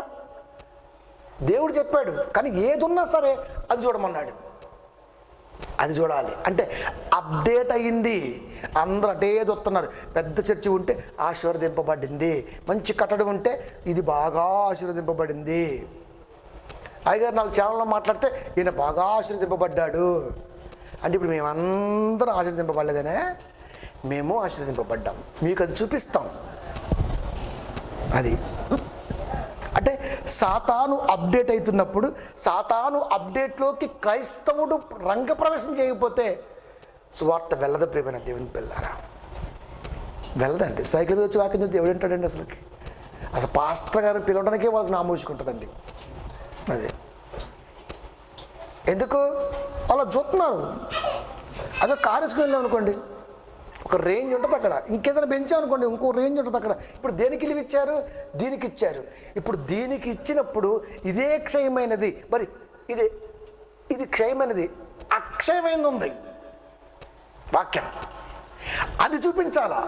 క్షయమైనదే ఇంత గొప్పగా ఉన్నప్పుడు అక్షయమైన వాక్యం ఇంకెంత గొప్పగా ఉండాలా? ఇది చూపించి అది అంటే ముళ్ళు మనమైతే మనం కనబడకుండా ఏమేసామంటే ఎరగప్పుకున్నాం. మనం దేని పట్టాలి? చేపలను పట్టాలి. మనుషుల పట్టు జాలర్ల మీరు. ముళ్ళు మనం. అది ఎప్పుడు తెలిసింది? గుచ్చుతుర్ర వీడని వాక్యంలో నిలబడి చెబితే అప్పుడు తెలిసింది. ఆ కిడ్నీలు గుచ్చాడుగా రాత్రి వచ్చి వాక్యం చెప్పి. అది మరి సాఫ్ట్గా ఉండగా బాగానే, అయ్యగారులా ఏం లేడుగా. ఎరడ్డం ఉంది, ఎరా ఒక గాలం చెబుతుంది కదరా నేనేంటంటే ఏంటో. అది నీళ్ళలో వేసాడు, స్టేజీ ఎక్కాడు. అది బొడ్డోడు ఏం చెబుతులే అంతే. ఎర్ర తినటానికి వస్తే ఎర్ర వెనకాల ఉన్నది ముళ్ళు. ఆ ముళ్ళుకి మరల ఇలా బాణంలాగా ఉంటాయి. అంటే ఒక్కసారి దవడ గుచ్చుకుంటే చీల్చిద్దని అది ఇంకా ముందుకెళ్దు వెనక్కి వెళ్దు అట్లుంటుంది. ఇంకా మనం లాగుతాం పైకి. అలా పట్టాలి ఇప్పుడు మనుషుల్ని. కనుక ప్రియమైన దేవుని పిల్లారా, నాకౌట్ కాని కుటుంబంగా మనం ఉండాలి అంటే ఇంతటి దేవుని ప్రణాళికలో ఉండి తీరాలి. ఇలా ఉంటేనే రేపు మనం బుధవారం, గురువారం లేదా మరొకసారి లేదా ఎక్కడికి వెళ్ళినప్పుడు నిలబడి గొప్పగా చెప్పగలం. లేకపోతే అన్న అవకాశం ఇట్లేదు కానీ ఇత్తేనా 5 ఏళ్ళు తిప్పను అంటుంటాం మనం. ఇత్తే ఏం తిప్పుతాం మనం? ఈయనప్పుడు అది ఉంటుంది. ఇస్తే అసలు మీరు చెప్పే వాక్యాలు మీరు ప్రాక్టీస్ చేయాలి బాగా. అది చెబుతున్నది లోపలికి వెళుతుందా వెళ్ళదా? ఈ ప్రాసలో వాక్యం దించొచ్చా దించకూడదా? గాలం ఎక్కడ వేయొచ్చా వేయకూడదా? ఎవడైనా నాసులో తూట్లో గాలం వేస్తాడండి? అసలుకి నీళ్ళున్న ఇందాక చెప్పిన నీళ్ళున్న ప్రతి చోట చేప ఉంటుందండి. అది చేప నీళ్ళలో ఉంటుంది, నీళ్ళున్న ప్రతి చోట చేప ఉండదు. నాసులో ఉంటుంది, పీసులో ఉంటుంది. అంటే నాసులో ఉంటే చేప పై కిందకి వచ్చింది, గాలం కిందకి దిగిద్ది. గాలం దిగాలి కదా ప్రియమైన దేవుని పిల్లారా. అందుకని ఇవన్నీ నేను అబ్జర్వేషన్ చేసి చాలా సంవత్సరాలు కష్టపడి ఇంతటి జ్ఞానాన్ని దేవుడి దగ్గర అడుక్కున్న బిచ్చగాళ్ళలాగా యాశించే దేవుణ్ణి. దాంతోపాటు ఈరోజు నాకు ఒక ప్రాజెక్ట్ రిలీజ్ చేశాడు. రెండో ప్రాజెక్టు కోసం రేపు మాస్టర్ రాజశేఖర్ గారు జర్మనీ వెళ్తున్నాడు. అయ్యగారు స్విట్జర్లాండ్ పోతారు త్వరలో. ఎందుకు? అక్కడ అకౌంట్ ఓపెన్ చేయాలా, లేకపోతే క్యాష్ పట్టేసుకుంటారు. స్విట్జర్లాండ్ అకౌంట్ కావాలి ఇప్పుడు నాకు. అది అక్కడ తెలిసిన వాళ్ళు ఉన్నారు. అక్కడికి వెళ్ళి అకౌంట్ ఓపెన్ చేసి ఇది ట్రాన్సాక్షన్ చేయాలి 25 కోట్లు. ఇది డిలీట్ చేస్తే ఇప్పుడు చెప్పింది మాకండి. కనుక ప్రియమైన దేవుని పిల్లరా, ఇంతటి రహస్యాన్ని, ఇంతటి ప్రేమను దేవుడు మనకి కనపరుస్తున్నప్పుడు పొందుకోకపోతే మనంత దౌర్భాగ్యులు ఉండరండి. నాకౌట్. దెయ్యం కొడితే పట్టం ఏంటండి? Too much. కాకపోతే వాడేవాడండి, వాడు ఏమన్నా మన కన్నాడా, పెంచాడా? ఏమండి, మన ఇంటి పక్కన ఏమన్నంటే మనం ఊరుకుంటామండి? మన పిల్లల్ని అంటే ఊరుకుంటామండి? మొండమోపి రోసాలు మొత్తం వచ్చేస్తాయి మనకి. మా పిల్లల్ని అన్నారంట, మా పిల్లల్ని అన్నారంట, మా పిల్లలు అన్నారంట. మరి దేవుడి పిల్లల్ని అంటున్నారు ఇక్కడ వాక్యం లేకుండా. మనకి ఎందుకు రావు ఇక్కడ? ఎందుకు రావు? అసలు రోషం ఎన్నోసార్లు చెప్పినా మీకు, రోషం అంటూ మనిషికి ఉందంటే వాక్యం కాడే ఉండాలండి. ఈ సాతాడు కాడే ఉండండి. ఈడని మన పెంచాడా, కన్నాడా? ఈడని మన తండ్రా? ఈడెవడీడు? ఈడు కొట్టడం ఏంటి అసలుకి? మన పిల్లలు ఎవడన్నంటే నువ్వు ఊరుకోవు. అలాంటిది ఈడేవాడండి అసలు దేవుడి పిల్లలు అనడానికి. కనుక వాడు తీసుకున్న దాంతోనే ప్రారంభిస్తున్నాం. దేవుణ్ణి గొప్పగా అడుగుతున్నాం. దేవుడు మన ప్రార్థన, మీరు కూడా బాగా చేస్తున్నారు ప్రార్థన, మన ప్రార్థన ఆలకించి దేవుడు మంచి ద్వారాన్ని ఇచ్చాడు. మరో పెద్ద తిమింగడానికి గాలం వేసాం. అది వస్తే మన వాక్యం రేంజ్ పెరుగుతుంది. బాగా ప్రార్థించండి. నాకౌట్ కాకుండా చూసుకోండి. Praise the lord. కొత్త సంవత్సరం మీరు వినలేరు ఇంకా వాక్యాలు. ఎందుకంటే అయ్యగారి దగ్గర డబ్బులుంటే ఎవడి మాట వెండి అయ్యగారు. డబ్బులు లేక సైలెంట్గా ఉంటాడు. డబ్బులుంటే మాటండీడు. తెలుసుగా మీకు? వెండో డబ్బు లేకపోతే చాలా సైలెంట్గా ఉంటాడు. పైసలు ఉన్నాయనుకోండి అంతే, ఇంకా రేంజ్ పెంచెత్తడు. కాబట్టి వాక్యం ఉంది, ప్రార్థన ఉంది, వచ్చే మనసు ఉంది, ఇచ్చే మనసు ఉంది. నాకౌట్ అవుతున్న కుటుంబాలను కాపాడటానికి నాకౌట్ కానీ మనం బయలుదేరాలి, మనం ఉండాలి. కనుక మనం అంటే మరి అయ్యగారు ఒక్కడే ఉంటాడా, లేకపోతే నేను కూడా ఉన్నామని అనుకుంటారా, దేవుడు అనుకుంటాడా? నిర్ణయం దైవేచ్ఛ. ప్రార్థించుకుందాం.